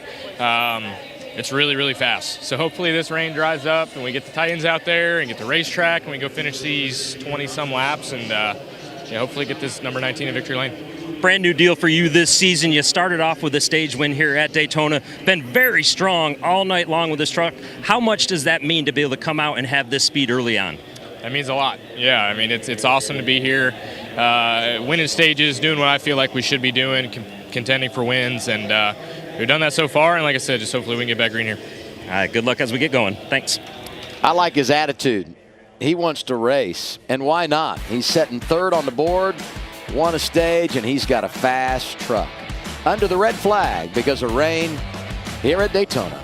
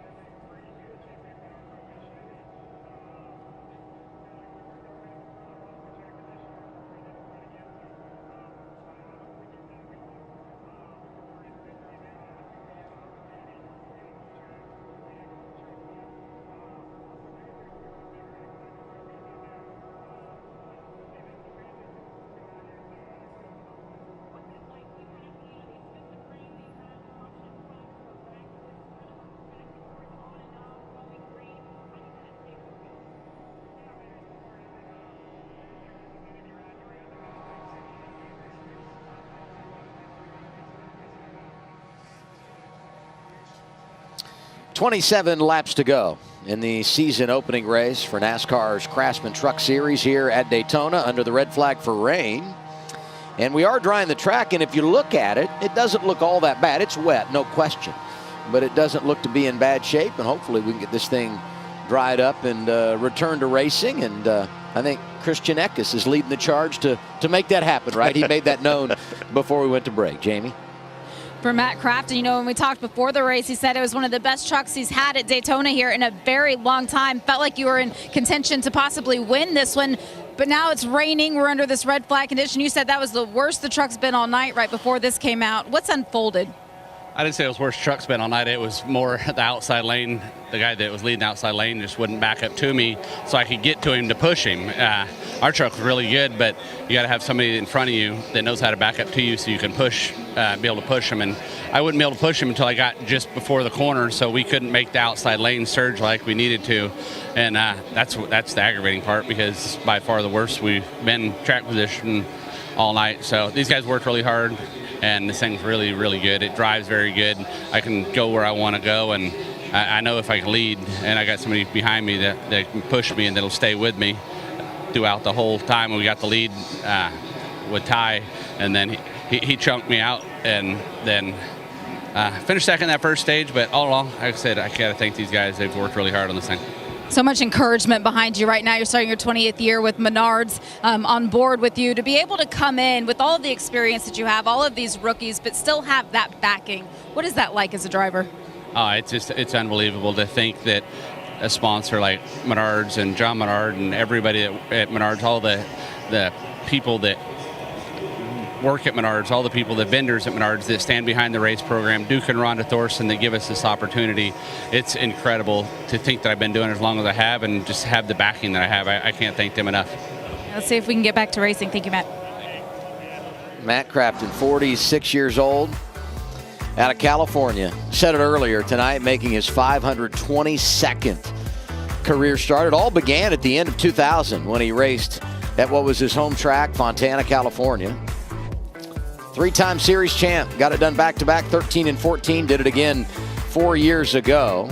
And those 15 wins put him 10th all-time. And he finishes in the top 10 more often than not. 312 top 10 finishes in 521 starts. Pretty cool. You know, Matt's career started off a little bit slow. It was a long time, you know, maybe close to 100 races or so before he got a top 5 finish. And man, has he been good ever since. Once he got it figured out. And obviously the team, ThorSport, got better as well. And tremendous career. Let's go back down to Regan. Adam Tanner Gray, another one of those drivers off to a great start right now so far this season, running in second place currently. First race with new crew chief Jerame Donnelly. You guys seem to be communicating well, but I did hear you saying something on the radio about your truck not being able to get to the ones in front of you like you like. Is there some splitter damage or something we need to worry about there?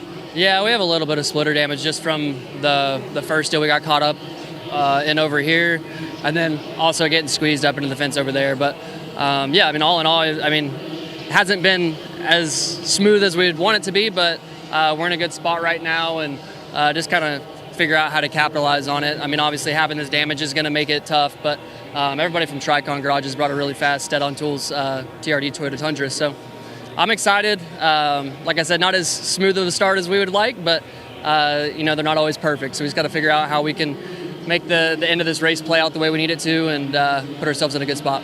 When I walked up to you, you were in the middle of an in-depth conversation on the phone. Can you clue me in as to what that phone call was and what was taking place there?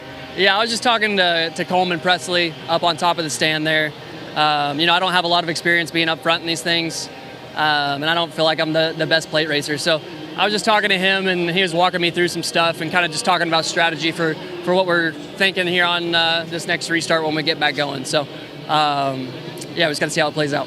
Certainly a good opportunity and a good guy to talk to. Coleman Presley, one of the best on the roof there is. Amanda?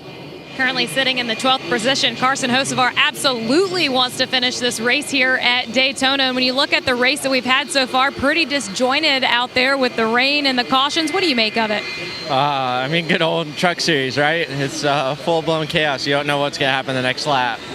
You know, hopefully this rain stops. Mother Nature figures it out and wants to see us go racing again. I got a really good teammate, Travis Pastrana. He's used to being either all the way out or firewall deep, and that's what we want to do. We want to be up front. We want to have a shot to win for both our WEX Chevys, but ultimately, it's tough for me to look at that screen because they're all guys I know we're going to have to race in the points and they're ahead of us. So I want to go out and get more points on them and try to outrace them and try to get in victory lane. But overall, our truck handles really good.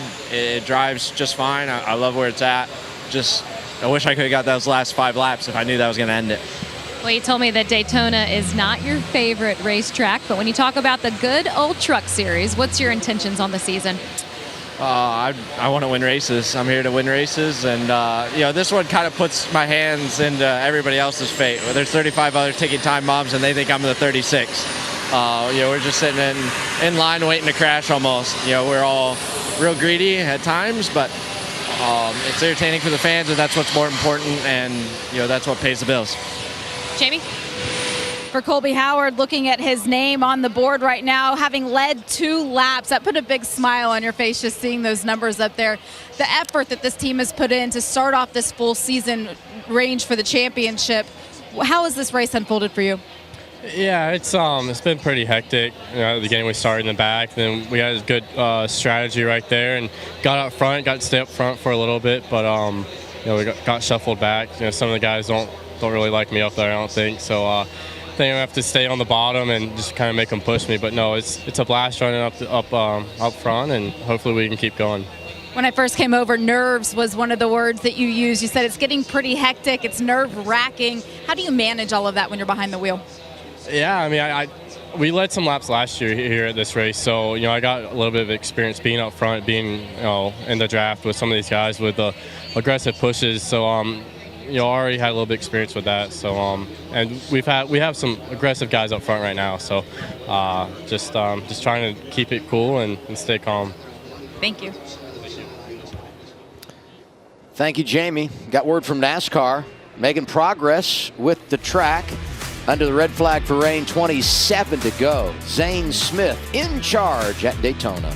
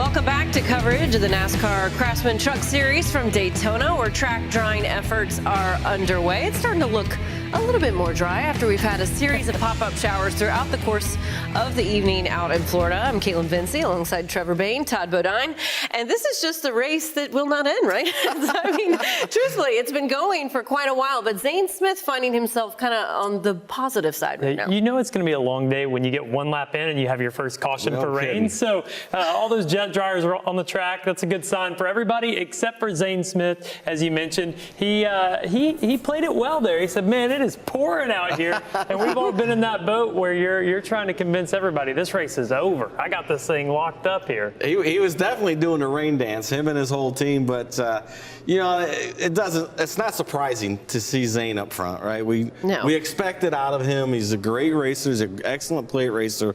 But I got to be honest, I hope they go back green because I don't want him to win back-to-back. Take your record. I know. It's bad. This is so bad for me. I shouldn't have said that. Hey, it's all right. So here's the current running order, how they stand as of right now out in Daytona for the Truck Series. You see Zane Smith, obviously P1, Tanner Gray in the runner-up spot. Christian Eckes, he's had a pretty good night, one of the stage winners. Who stands out to you from this list, the top 10 right now, where we're at this race? Well, you got to go one more down there. Colby Howard, what a great run for him. You know, he did some pit strategy, got up there, but he stayed up there after that second stage break. So he's doing a great job. We've seen him before running really well at these plate races. Well, there's two things to me. One is, how in the world did all three of us not pick Zane Smith? That's true. Snuck I am away regretting from us. that. The second thing is Chase Elliott's quietly sitting in 10th place. I feel like he's been very smart all night. We saw in the end of that first stage just drop out of the pack when it got wild. Kind of the same thing at the end of stage 2. And being in 10th place with quite a few laps to go, I mean, his truck's in one piece. He's very smart, and he's not trying to prove anything early on here. We were watching this race earlier, and Todd and I were just talking about how you get caught up in the moment. You guys were predicting accidents right before they were happening. It was amazing. Pretty wild. You know, you see trucks moving, and to me, you know, you just get caught up in the moment. And Chase has that experience to know this is a long race. I'm gonna hang out, but with rain, it changes that. Well, you mentioned the accidents and so forth. Let's take a look at a race recap to see how we got to this point in the evening. First up, of course, Christian Eckes, as I mentioned, he was a stage winner. Good for him. Solid showing already for him. And then it didn't take long for an incident, multi-truck wreck involving Haley Deegan and others. What did you guys see when this was transpiring? Well, to me, that was one of those deals. Clay Greenfield was just in a bad position. We heard on his interview, he said in the middle with a truck that's not driving well. And Trevor, I'm sure you agree, if your truck's wandering and moving around, you can't put yourself in the middle. You're going to have an incident like that. Yeah, and this crash here, I mean, this was just aggressive blocking really early. As we mentioned, getting caught up in the moment. That was the one. And that's both of those guys. Stuart Friesen making the block, staying committed to it, and Ben Rhodes staying committed to the gas. But he did say he had a lot of help from behind and didn't have an option but to stay in the gas. Positive things for this driver, though. Tyler Ankrum, the Stage 2 winner. Obviously, he's one of the ones who survived some of the previous incidents in Melee. Raja Karutha, we talked about on the pre-race show. Very promising young driver. Already a disappointing finish for his Daytona race. And very close to wiping out our current leader, Zane Smith there. That's just scathed by, I don't know, an inch or so. It was crazy to watch that one and see who made it through. Surprised a lot more trucks didn't get demolished in that one. Yeah, well, the good news is Zane Smith, he was one of the few who was able to not get collected in any incidents. Here you'll see him taking the lead on lap 65. And when your spotter comes on, Todd, and you hear rain's coming, you start racing like it's the last lap, right? Absolutely you do. And right there we saw Tyler Ankrum kind of snookered Corey LaJoie a little bit. Corey thought he was going to foul him. He went to the outside of him, and that's how they changed hands. And the rain falling, lap 74, red flag coming out in Daytona Beach, Florida. So now what's going to happen for the rest of this race? We've had rain on the racetrack. How are drivers and teams going to adapt to this? Well, Zane's going to get his umbrella out and keep doing the rain dance and say it's over. And I'm interested to watch and see what happens here as it progresses. How dry can they get the track? Is it going to rain again? And how long does this take? But if you're, Christian Eckes, he said, I don't want to see Zane Mickey Mousing. Yeah. We've been trying to figure out what Mickey Mousing is. I would love for him to let us know what the Mickey Mousing means. Yeah, well, I don't know. The old days we called it backing into a win. Yeah, Yeah, so Yeah. He thinks he's got a strong truck, and he does. We've brought him up a couple times the night he won the first stage, and I think he probably has a truck to beat. He's got his teammate there, Chase Elliott, as I mentioned. But Travis Pastrana, I see him sitting there in 13th, and he's one of those guys that can sneak into this thing if we get going back green. And Travis, he got toward the front a couple of times and made a couple of them rookie mistakes, went to the back, but done a great job. He gets back to the front. But I think, Kaylin, if we get racing again here, 20 to go, these guys, they're going to be on the chip right from the start. That's what I was thinking. The guys that, like Chase Elliott running 10th, he's got 20 laps to get to the lead. That's not easy to do at Daytona. So I think we're going to see some really hard racing. Well, here is Zane Smith, the current race leader, of course, defending champion so far in the Truck Series.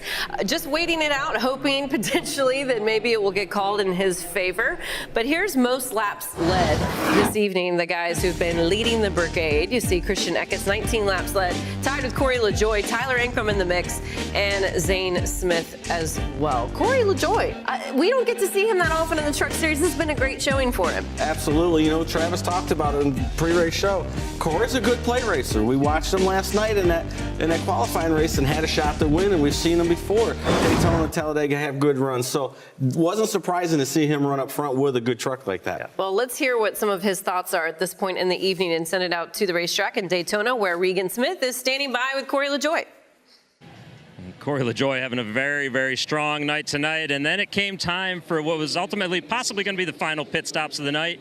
You guys opted to stay out. Got told there was a little miscommunication there.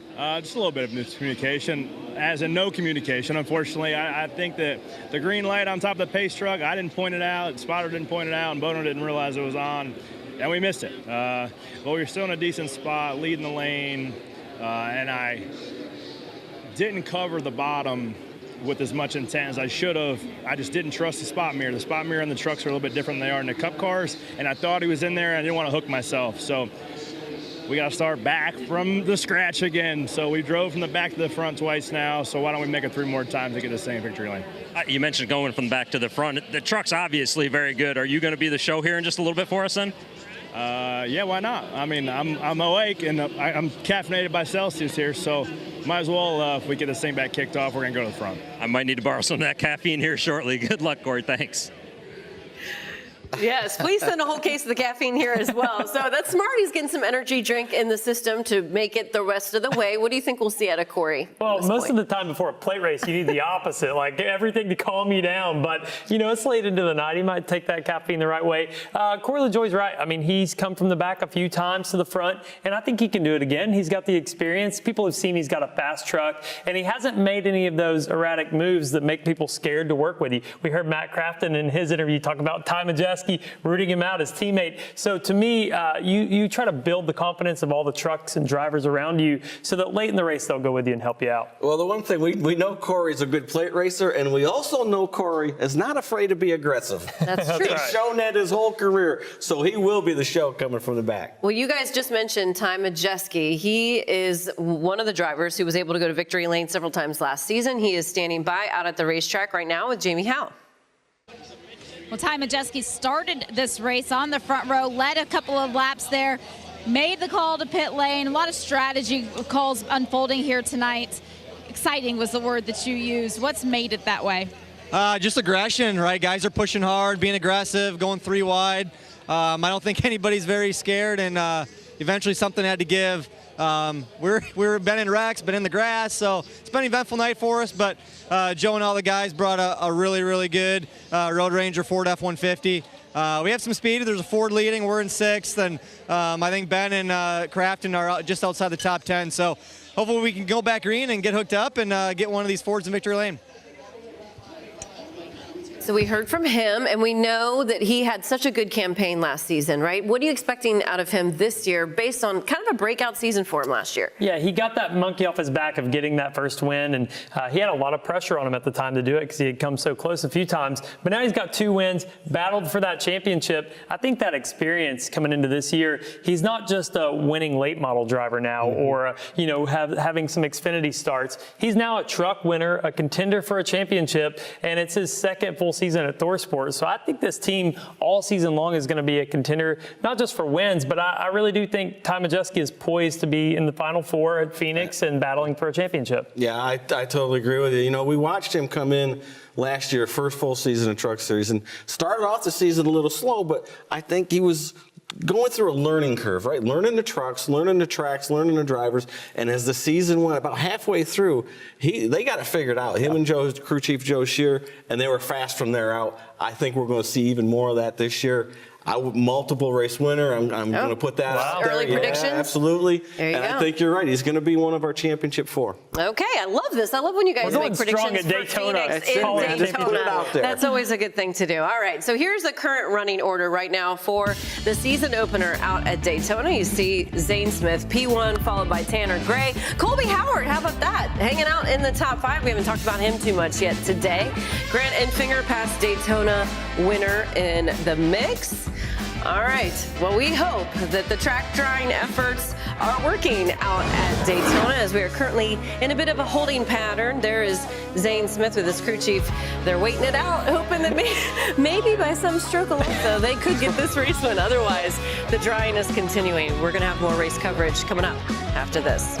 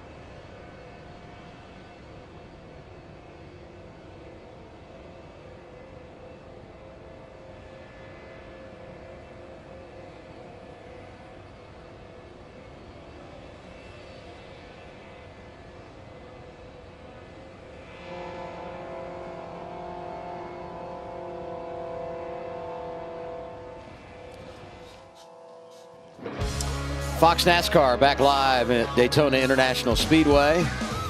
Rain has halted the season opening race for the NASCAR Craftsman Truck Series. 27 laps to go, and the leader, the guy that won here last year, Zane Smith, he's our reigning champion. And I would guess mixed emotions. You want to win this thing under a green flag condition, but you take it any way you can get it. I'm here with Michael Waltrip and Phil Parsons. I'm Adam Alexander, and I'm thinking about Zane and what this would mean to him to go back-to-back. And to me, the best part of our studio coverage that Todd Bodine admitted he's rooting against Zane because Todd wants to remain the only driver to win 2 in a row at Daytona. Well, I got some bad news for Todd. I look over my shoulder here, and I can see the turns 1 and 2, and the track is drying quite rapidly. So I think we're going barring no more rain, I think we're going back racing, and what a finish it's going to be. We saw how intense these guys get at the end of stages. I mean, it's been that way since my palms sweating, crazy racing. Ty Majeski said it best. I've been in wrecks, I've been in the grass, and now I'm running the third spot. He's up front. He's got a shot to win.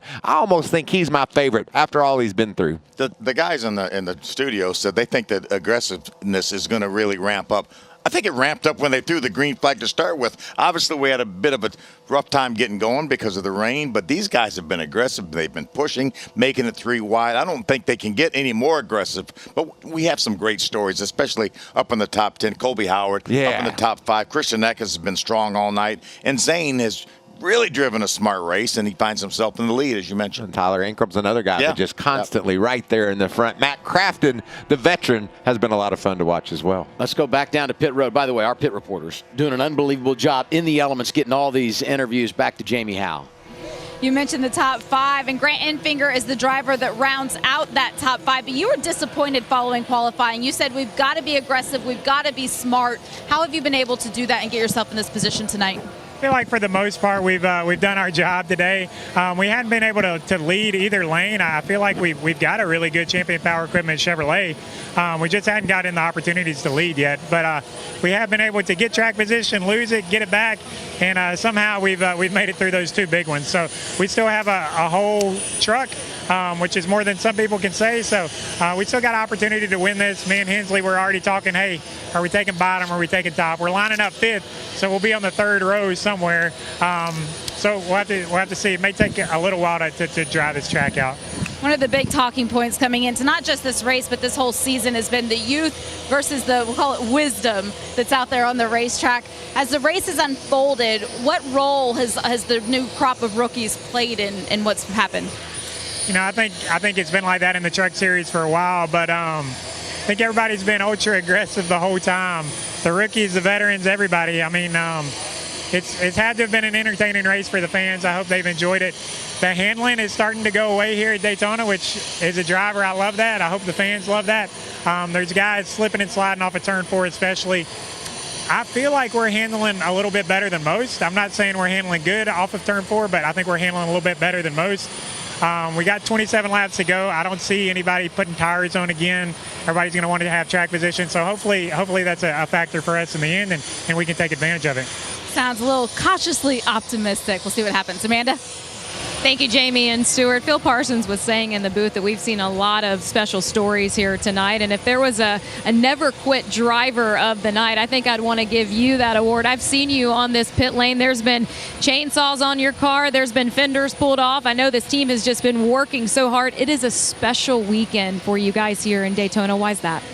Well, it's just great to have the whole spectrum of colors on the truck for AIM Autism, our foundation, and to raise awareness for autism, and also promote our golf tournament April 17th in Mooresville. So HFRRaceforautism.com, you can go there and sign up your foursome if you want to come golf or donate or anything you can do. So it's a bummer. I just threw a late block there. It was a little too slow on the wheel and got myself turned around and in a bad spot. So proud of my guys, the whole Halmar International team here. They've been working really, really hard to keep us out there and try to salvage as many points as we can.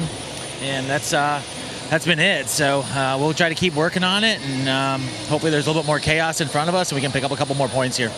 You were telling me that you love the Truck Series because all of the traveling that this series does. We're going to see North Wilkesboro this year. We're also going to see the Milwaukee Mile. When you think of your tenure in this Craftsman Truck Series, what comes to mind?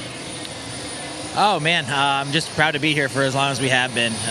We got some great races with Ferris Commercial Mowers on board for this year for 6 races, so really proud of that. Looking forward to Texas and having the big red 52 truck, and Milwaukee's obviously one of those races too. So going to North Wilkesboro, Milwaukee, some bucket list tracks, and looking forward to the schedule this year. And your next race? Pardon me? And your next race? Yeah, our next race is going to be right here in Volusia tomorrow night in the Dirt Modified. Then back for Vegas, and then some more modified racing. So we've been down here 2 weeks racing the modified, some pavement late model stuff, and having as much fun as we can. And it looks like we're gonna get back in this 52 Halmar AIM Autism TRD Pro and keep battling. Thank you, Stuart. Regan? Amanda, the goal for Travis Pastrana tonight was to complete all of the laps, get as much experience as you could So far, you've completed that goal, and I got to tell you, listening on the radio, I don't know that there's anybody out here having more fun than you right now. Yeah, so far so good, man. That was cool just in the pits. Like, you got Chase Elliott and everyone around. I'm like, man, this is just freaking awesome. Living every moment. But I tell you, that Nice Motorsports Worldwide Express truck, it's a weapon. It's awesome. And we do a lot better on the top. We've been trying to run the top, but anytime anyone gets a run on me, I got that yellow sticker in the back, and I get split 3 wide. Luckily, it's kind of fun in the middle, 3 wide. It feels like a dirt track that we had some experience last week. But no, hopefully, now we got Carson right in front of me. If I can just tuck up there. I didn't want to be up front as early as I was, but how the pit strategy worked, like, hey, I think it's going to put you P5. You ready? I was born for this. Let's go. I know the goal was to learn some stuff for Sunday in this race. So what have you been able to learn? What can you transfer to Sunday that's going to help you out in the Daytona 500?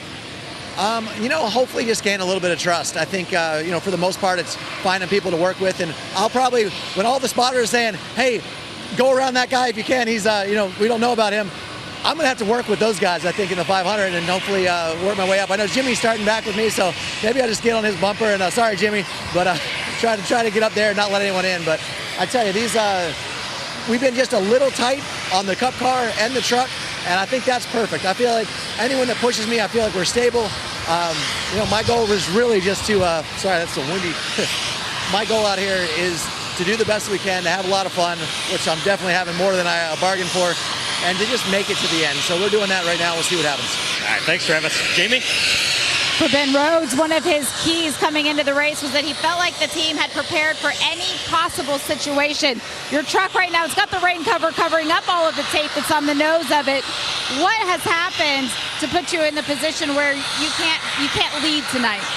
Well, we might be able to lead. We don't know yet. We haven't got back to the lead. I was working really good with Christian Eckes, getting to the front for the second stage, and I had a heck of a run. He was pushing me really hard, and I didn't know exactly where to go. I could have stayed behind the 52 and hit him, and I was in a bad spot, or take the free track and potentially get the stage win. So I went that way, and as I went to the outside, the 52 was coming up the block and just ran out of real estate. So all in all, a bad deal for everybody involved, but I really do feel like our Clark's Pump and Shop F-150 is back in tip-top shape. Like, the guys back in pit stall 40, I mean, they did a really good job getting the truck really, patched back together. Lots of bare bond, drywall screws, like they did it all, and it pushed us good.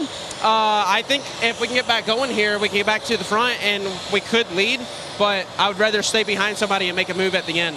I know you had a reflective moment yesterday before practice, looking up and down the garage area, realizing that you're now one of the veterans in this series. I know you got a big laugh out of that one, but when you think about that, you think about the experience that the Truck Series has been able to give you, what do you do with it? It's been fun. It's been fun. I've been very fortunate to have a good run here in the Truck Series, and that all is thanks to Thorsport Racing and Duke and Rhonda Thorson. So I'm just enjoying it. It's weird to hear that I'm a veteran. I don't believe it. I'm still just 25, and I hope to be doing this for a lot longer. I love the Truck Series. It's so much fun, and there's a lot of new talent coming into it, and every year is a challenge trying to learn the new guys and then still race with the old veterans that I've grown accustomed to.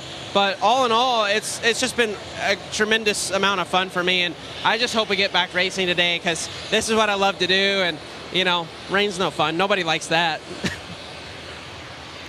Ben Rhodes has plenty of energy late in the night, but could someone please get a cup of coffee to Travis Pastrana? I mean, was he not out of control down there with Regan? He's on the chip. He said he was made for this, right? I felt like Regan was trying to match him, and he just couldn't get there. This umbrella, it's going in the Zane Smith Hall of Fame if he wins this race. He's trying so hard to end this thing.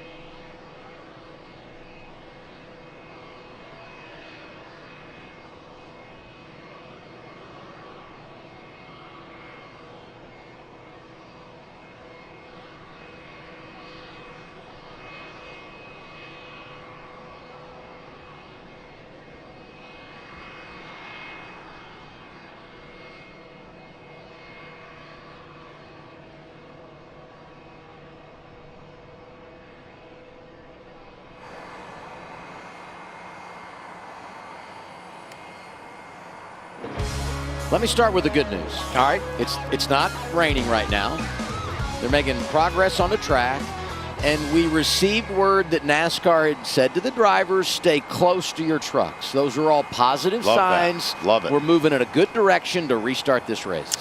And I got another bit of good news. Corey LaJoie, 24th right now. We go back racing. He's going to be a thrill to watch. So many great stories. So many guys that are still in a great position to win this race. Who's it going to be?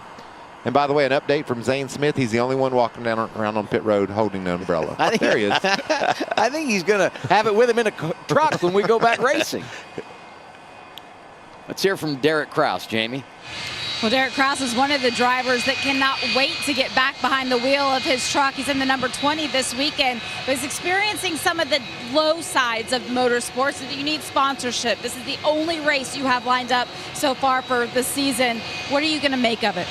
Hopefully we get to finish it here. We're kind of riding around, just trying to finish this thing. So I don't really think they're done wrecking yet, but we're going to try to make the most out of this race, and it's really cool to have hardscape construction on the side of the number 20 truck. So I'm really looking forward to finish this thing out. Always a likable character up and down pit lane here. When you think about this influx of drivers and the number of rides that are available, we watched 6 trucks go home tonight. How tough is that challenge as a driver? It's all about finding the right piece, the right team that you can build a relationship with and that has the right equipment. So I'm looking forward to see what we can work out for the rest of the year. I feel like we got a little bit of a couple of things in work. It just takes a lot of sponsorship. So I'm looking forward to it and see what we can find. Hopefully we'll see you again. Regan? Well, Jamie, Chase Purdy starting his tenure at Kyle Busch Motorsports. Having a great run so far. You were in second at the end of stage 2. Got some much needed points there as the season begins. But now here, just a little while ago, you told me you guys were riding and it started raining. How bad do you want to get this race going right now? I would love to get back in the race car right now, Regan.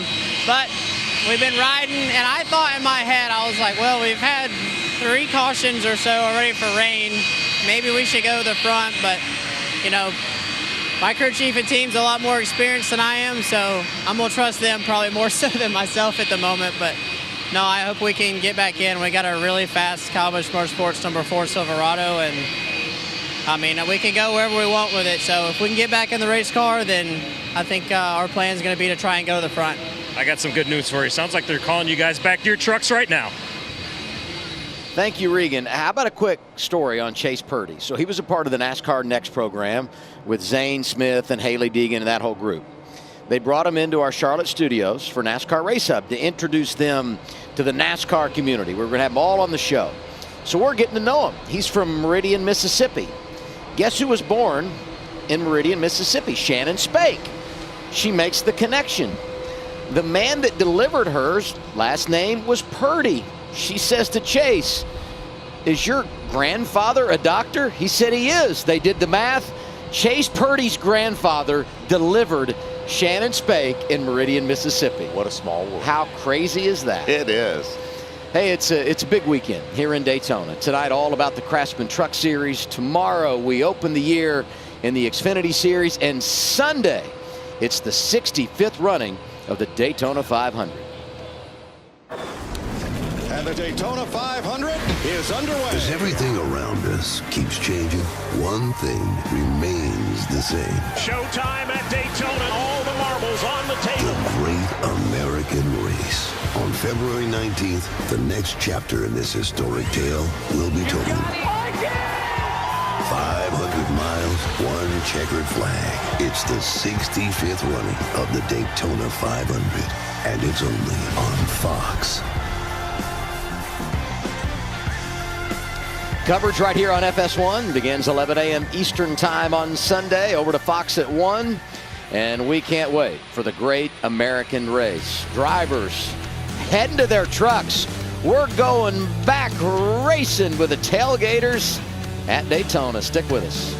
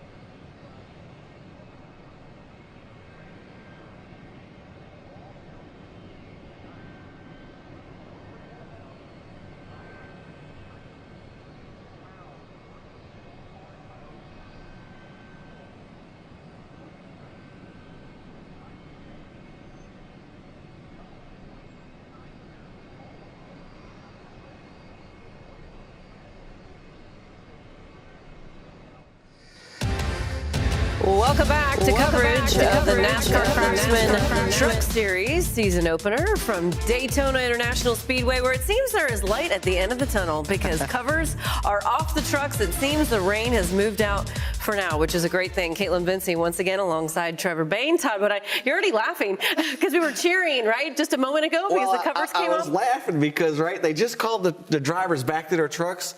And Zane's still standing there with his umbrella like it's raining. He's still hoping for that rain. Isn't he? Yeah, what about that, Zane Smith? What do you think was going through his mind on this whole kind of wait and see period? Yeah, I mean, I think you're like optimistic that, hey, this could happen, but then you're also realistic of like, it's probably going to be back coming to terms with it. The helmet's going on. I'll be honest, though, with Zane Smith here, he didn't have to have rain to be able to win this race. I mean, he is a contender in this. It's not Pitt's strategy that got him there. It's not some fluke that he's leading this race. They have a strong truck. They won last year, so he can still get the job done, whether it's dry or whether it rains this thing out, Todd. Absolutely, but there's a lot of guys behind him. They're going to try to stop that from happening. And I think that, we heard Phil say that he thought that the energy had been right there from the start, and I think it's going to ramp up even more right here these last 20 laps. Pushed, bump drafted, and pushing and shoving and 3 wides. We're going to see all of that in the next 20 laps. We're going to touch on that in just a minute. Let's take a look now, though, at the current running order, where it stands in Daytona right now. Zane Smith, P1, Tanner Gray just behind him. Grant Enfinger in the top 5, a past winner at Daytona. Good showing for Ty Majeski, Tyler Ankrum, Corey Heim, who's always strong anytime he's in a truck. He's running full-time this year. The veteran Matt Crafton has raced so many times at Daytona, has never won there. He's hoping that could change today. All right, so what do we think for when the race does go back going? What do you anticipate we're going to see? Are they going to be more tame because they want this to come to a No way. Okay. No way. Not a chance. Not going to happen. Not a chance. At some point, it's going to break loose again. But, some names that you just mentioned there with Ty Majeski and Corey Heim, I feel like they've had a quiet day. And sometimes that's exactly what you want until the end at Daytona and Talladega tracks like this. You want to just be calm and kind of get everybody's confidence up in you. And then when it's time to go, you ramp things up. Right here, you were talking about 3 wide earlier, Todd. We already had a lot of that, but I think there's going to be plenty more to come. And also you mentioned pushing. We see the 19 there pushing on Travis Pastrana pretty hard in this shot. Yeah, so you've already said you think it's going to be complete chaos once we go green. Complete chaos, yeah. Oh, gosh. Bump drafting galore. I'm going to tell you something. You watch these guys when they're doing their bump drafting, and you see the guy in front all wiggly and sideways. That is the worst feeling in the world, and so hard to keep the truck just to go straight. And when a guy doesn't get off you, if he gets you sideways, that's when you have problems. So hopefully what you talked about earlier, Trevor, not getting caught up in the moment of bump drafting, trying to get to the front, because that's when you get in trouble. Well, and there's a huge technique to that now with the rules that NASCAR has of not locking bumpers. Used to, you'd kind of easily get to their bumper, lock on, and push them really easy. Now it pays off, actually, to hit them pretty hard, push them out in front of you, and then hit them again. Don't lock on bumpers. Right? It's like you want to ram them hard, knock them out there, and then go do it again. And so it's kind of different than the old style where you eased into the bumper and then pushed them. We saw it earlier in the night, and there were a couple times I was a little worried, like, what's too much? When is NASCAR going to call this locked on or bump drafting? But there is a huge technique you see this here where he pushes him, backs off, and the way that you do that is hit him hard enough, it knocks him out there, Todd. Well, that's the only way. I mean, we heard Crafton talking about he was on the outside with Ty Majeski, and that's how he got to the front. And if you don't have that guy, like he said, backing up to you so that you can hit him and get that momentum, well, you're not going to go anywhere. So I think when it comes down to the end of this thing, the guys with the experience are going to understand that kind of stuff. And these young kids trying to gain the experience. Exactly. That's the ones I expect to get shuffled out. Yeah. One of the drivers who does have a lot of experience is Zane Smith, the defending champion, of course. Also one of several drivers running double duty this weekend out at Daytona. There's a whole crop of them who are running both Cup or Xfinity, Truck Xfinity. Here you see everybody. Zane Smith, Chase Elliott, Travis Pastrana, Sammy Smith, and Corey LaJoie. So we know Daytona Speed Weeks, it is a marathon, right? You both have been through this before. What is it like for drivers managing all the different series, practices, qualifying, races?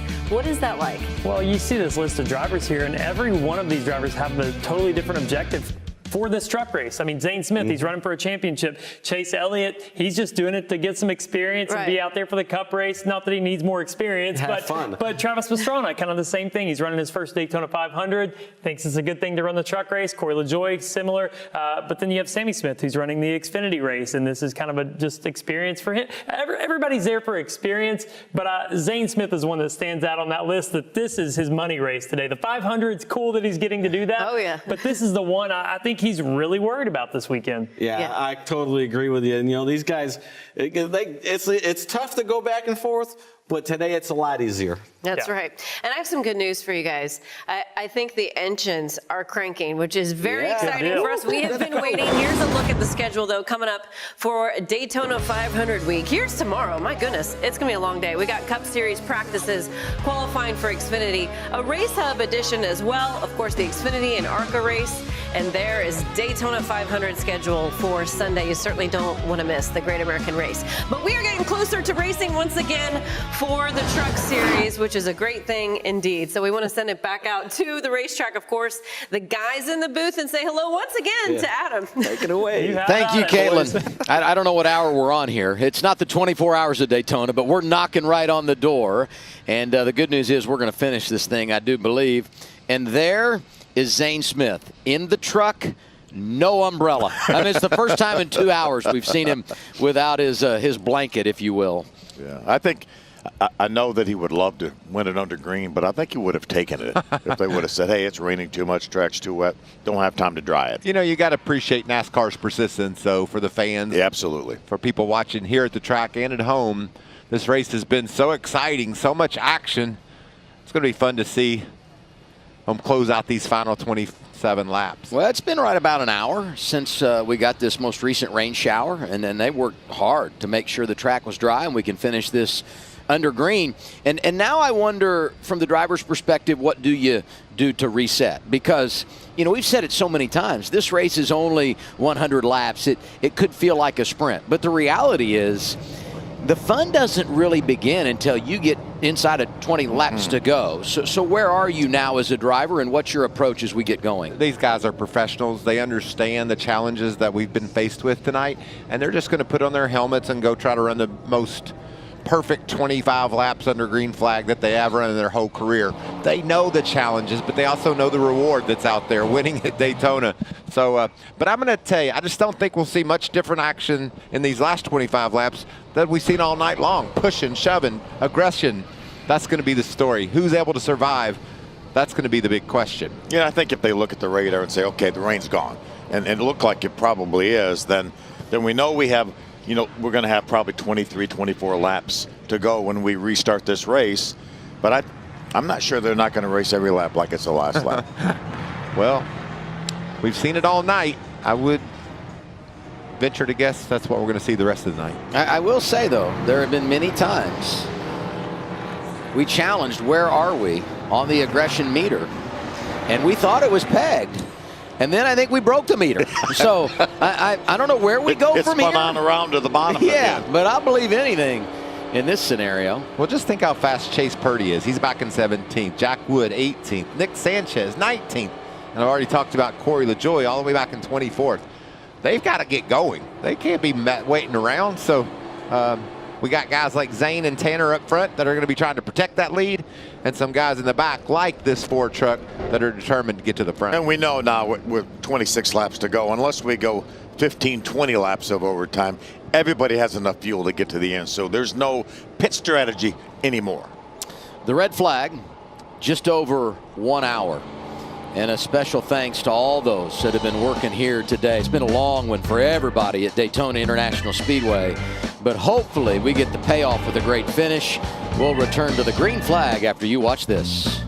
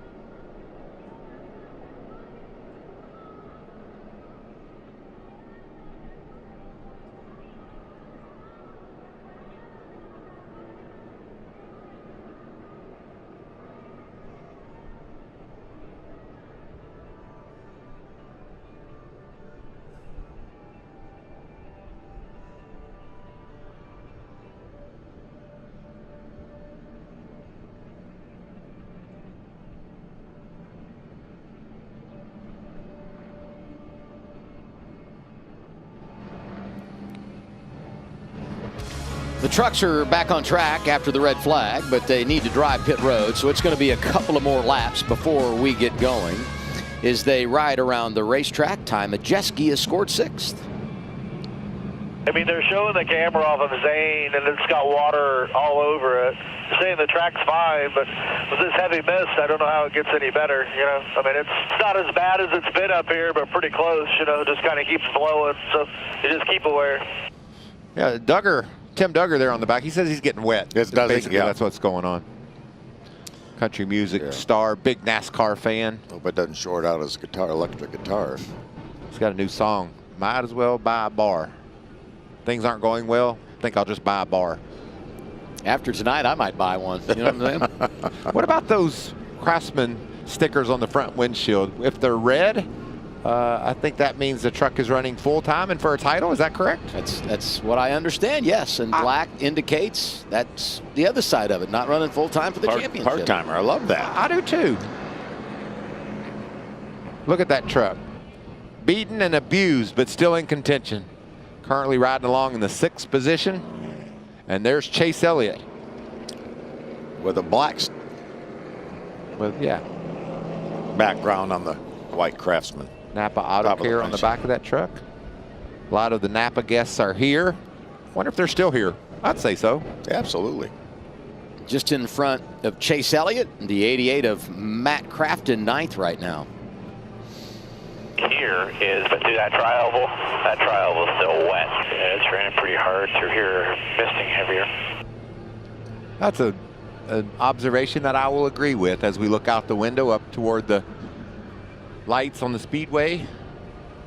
It is crazy, though. I mean, right as soon as they fired the engines and drove off the pit lane, we looked out the window and you could see the mist had returned. I looked at the forecast, looked at the radar, and I know we'll be fine. I mean, there might be some off and on, but there's no long-term rain, so we should get it in. But, gosh, given the way this has unfolded, I almost feel like we're lucky to be where we are in this race. Three-quarters of the way through this race. It's been a great night, I think, for Matt Crafton. He's currently in the 9th position, but he's been right up front. As you can see, the rain in the lights there. He's been right up front all night long, very competitive and very aggressive, putting himself in a position to grab the lead. I like what I'm seeing out of this team, especially after the chat I had with him yesterday and his energy and enthusiasm for this 2023 season. Sounded like he was 21 instead of up in his mid-40s. You talk about drivers that have put together a positive performance. I know he wants to go back racing and get a little more, but Tyler Ankrum has been solid. Wins the stage, 7th right now, and Corey Heim behind him really was quiet through the first 2 stages, came to life and put himself in the mix and rides around 8th. Driving one of those Toyotas for Tricon Garage. Rookie of the Year last year, and as we've talked about multiple times this evening too, ARCA wins coming right here at Daytona. 2 wins in the Truck Series last year. Yeah, one of them at Atlanta in the draft. Well, I believe that was a last lap pass on his teammate. Oh, that was a Smith. Thriller, yeah. Saw Nick Sanchez on pit road. He's hoping to do what Corey Heim did last year, and that's win Rookie of the Year. Started on the pole earlier today, and I know he was disappointed in where he was during the red flag when he was talking to our folks downstairs, but felt like if we could get going once again, he could make a play.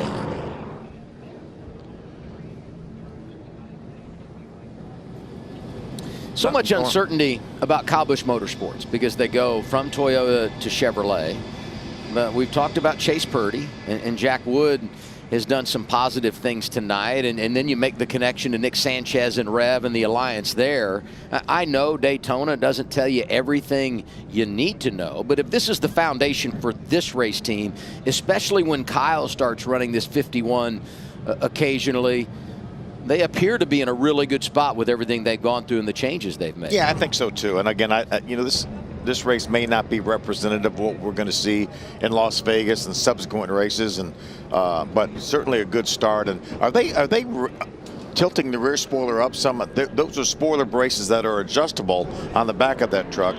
Is that what they were doing, Michael? Is maybe giving him a little more rear spoiler, maybe that truck a little bit loose, try to give him a little more downforce? Yeah, so he can be more aggressive as these laps wind down. That's an interesting question. It certainly looked like that's what was happening. What if we try to give Chase Elliott a shout here and ask him about the weather and what he thinks about track conditions? Let's do it. Hey, Chase, it's Waltrip and the boys in the booth up here for Fox. Do you copy? How's it going? It's going great. Looks like you're having a lot of fun. I just kind of was curious as a veteran, what do you think about the track conditions right now, and how's your night going? That's 2 questions. Yeah, that is 2. Well, the track looks fine to me. I would love to get this show on the road myself, but you know, otherwise it's been fun. I've never Speedway raced a truck before, so it's been eye-opening. But I appreciate all these guys for having me, and hope that you guys have enjoyed a little bit of the show at least. It's been fun to watch. I know it's crazy out there. Are you surprised at the aggression, and can it go up any further? Oh, it can always get worse. There's no question about that. So I would imagine if we get back going, there'll be plenty to see. Appreciate your time. Close her out for us. Hey, you bet. Thanks. Y'all enjoy. Sometime I would like to hear more about it's been eye-opening. I mean, I don't know which direction he would have gone if he expanded on that, but I feel like he had a whole lot to say on that subject. You know, it really is interesting when you look at these trucks inside the top 10. Some of them look like they just were unloaded off the hauler. They look like they're in great shape. Others, like Ben Rhodes, I mean, feeling the effects of what has been a crazy night, but he's been able to stay in the game. 9th right now is the 99. Yeah, it's literally a fine track. Everybody up front just wants to say it's not so they can finish the race where they're at, but the track is literally just fine. There's nothing wrong with it. He agrees with Chase. Yeah. Chase says, let's go racing. It's ready right now, and so does Ben Rhodes. Let's do it then. We got a report that on the radio in the pace truck, they said it's raining all the way around. And we're down now. I mean, we're making laps under caution here. We're down to 21 to go. So we're getting ready to come to our Craftsman 20 to go. Yeah. If I do my math right. I'll do the reads, thank you very much. Okay. You do the heavy lifting. I'll just add some color. I get back here for one race, and Michael's trying to take my job already. What's wrong with you? Well, I will say that it is now misting harder than it has in the last 20-30 minutes. So I'm going to agree, as you see a little moisture on the camera lens there, that the track, and it also looks like it's just getting a little bit darker with every lap these trucks are making under yellow. I went down this road very briefly earlier about everyone here at the track, but let me give a huge attaboy to all the folks, the men and women that make these broadcasts possible at Fox Sports. We just had the Super Bowl, and what it takes to put that on and then travel all the equipment here to Daytona. The turnaround time is so short. And our folks do such a great job of working behind the scenes to make sure that you see everything you want to see. And it's not just the trip across the country and the setup. Think about how long this day has been, and then we'll get started early tomorrow, and the same thing on Sunday before heading to California and racing in Fontana next weekend. So a major appreciation to everyone involved to making it happen and working out in the elements on a night like tonight. And overtime as well. And we just got word they're going to bring the field back down pit road. And we could be getting close to a decision here. Yeah, you got to wonder how many times that NASCAR will do. Then you have to give them credit for certainly making an effort to get this thing dry and have a race to the finish for these fans and the viewers at home. What do you think Zane Smith's going to say? I told y'all so. Yeah. If you could have had an umbrella in the car, you'd have had an umbrella in the truck. It's been a fun night. Fun seeing these guys get aggressive, mix it up, make some moves, make things happen. But it looks like all the fun could be over. all the fun's over for everybody except for Zane Smith. And for him, it's just starting. Somebody get Zane his umbrella. But I think if you've been in the middle of many wrecks as Tanner Gray has been, he's probably just as happy about this thing coming to an end and comfortable with his second place finish. Be a best career finish for Tanner Gray. And what about Colby Howard up in the top 5 as well? There's Colby's number 9 truck.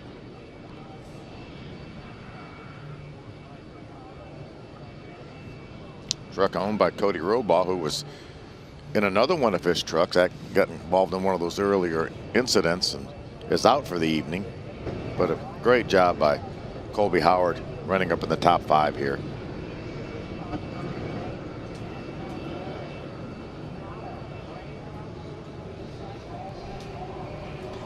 Well, let's go back to what could very well be the deciding moment in this race. We were under green and that 38 making its move. Yeah, and Corey LaJoie said I didn't close the bottom quick enough. And you can see right there, he had an opportunity to dive down in front of Zane, but wasn't able to execute the move like he wanted to, giving Zane that lead. A 3-wide pass for the win at Daytona, if this is how it turns out being. A great precision move by Zane Smith down on the bottom. As good a truck as Corey had, then the caution came out, and then he'd lost all his track position by being stuck in the middle. Came back down pit road. Now he's being shown in the 23rd position, so certainly not what they were looking for, and a tough break for that Bono Mannion-led team. But certainly a great showing for him. Showed they had a lot of speed and the capability of winning this race. We talked about being mistake-free. Not coming to pit road wound up costing them when they missed the sign of time to pit. Other side of that, Zane Smith, Chris Lawson, very patient in the first 2 stages, and ultimately played it perfectly because they established the track position they needed, and they were in position to take advantage of the mistake that you talked about from that 7 team, and now sitting in the catbird seat as he looks to go back-to-back here at Daytona. We'll step aside. The red flag out once again at the World Center of Racing. 21 laps to go, and Zane Smith is your leader.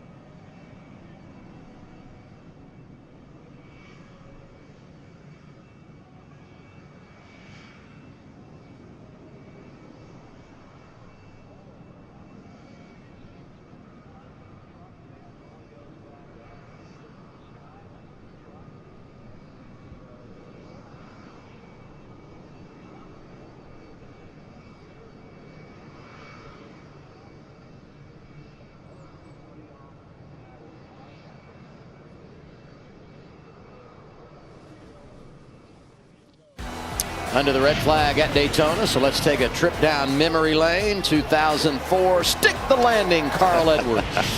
Bobby Hamilton on a last lap pass on Jimmy Spencer gets the win. Todd Bodine went back-to-back. We know that because he told us during our studio production earlier. Who's that? Who is that?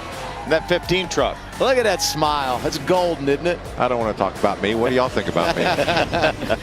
Kyle Busch, big timer, does it in 2014.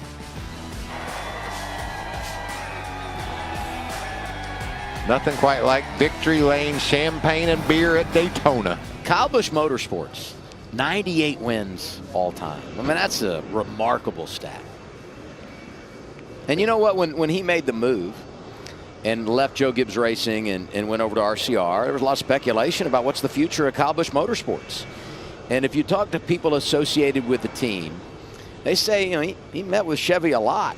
And the people at Chevy will tell you, our conversations about the Cup level were short. Our conversations about the Craftsman Truck Series were long. And it just speaks to who he is and how much he believes in what happens here. Yeah, it'll be fun to see him in that truck at Las Vegas in our next race. Zane Smith's got that umbrella out, doesn't he, Michael? Yeah, that's his buddy right now. I love that NASCAR 75 logo, too. Don't you feel it's just so tight and clean and cool? 75 years of NASCAR. Especially for those of us that were around for the 50th anniversary. That's right. Would be me and you for sure. These guys, I think, believe the end is near as the rain continues to fall here on the front straightaway. Well, a year ago, we went to overtime and we ran 6 extra laps, and it was Zane Smith who was able to win it. He's hoping tonight he gets paid back. And even though we didn't make it to the scheduled distance, he can take home the checkered flag. We'll see if it happens here. It's official. Zane Smith has won the rain-shortened event here at Daytona. Back-to-back for Zane Smith at the World Center of Racing. And he just got the word from his crew chief. We were watching when it happened. Absolutely. That's awesome. Yeah. There it is. Let's go to Regan. Well, Adam, it's a lot of excitement down here. Zane Smith just now getting the word back-to-back at Daytona. How's this one feel compared to last year? I know there's about a million ways to get one at Daytona, but we're proving that. So obviously wanted to go back racing there somewhat to duke it out with good friends of mine, actually. But hey, we'll take a win at Daytona any day we get. Just a huge shout out to everyone at Front Row Motorsports. This whole group, man, I've said it over and over again. They work their guts out, and it proves it. So, or they prove it. But locked in the playoffs, it's like a repeat of last year. You got to carry this umbrella all the way through till Sunday. This thing's been like your security blanket here. I love it. I love it. We never know what could happen in this Daytona 500. I can't wait for Sunday. This whole week has just turned into something special. So just loving life right now. Zane Smith wins at Daytona. In 2022, he wins the season opener at Daytona, goes on to win the championship. And he comes in here, the reigning champ, and once again has claimed victory at this special place. Tell that smile on his face how special this moment is. What he said, it's been a dream week. Here's the schedule for tomorrow. We're back here 10:30 a.m. Eastern Time on FS2. That's where we begin Cup Series practice. We're over at FS1 at 11. Xfinity Series qualifying happens at 11:30 a.m. Eastern Time. Got the ARCA race tomorrow afternoon. Coverage begins 1:30 here on FS1. And then at 5 o'clock, it's the Beef It's What's for Dinner 300. Austin Dillon, Ryan Blaney coming to the booth to call that one. Your final thoughts on what happened in the season opener for the Craftsman Truck Series? Exciting, thrilling, aggressive. Everything that we would have told the viewers they were going to see before that green flag is exactly what we saw. What a fun race it was tonight. And what you mentioned it, Adam. What a smart race that Zane Smith ran. He really never got himself in position. Had to dodge a couple incidents, but really did a nice job getting that thing to the end. Great work. Phil Parsons, Michael Waltrip. Thanks to the folks on pit road. Jamie Howe, Amanda Busick, Regan Smith. I'm Adam Alexander. Congratulations to Zane Smith. He wins the season opener. It's time for college basketball on FS1.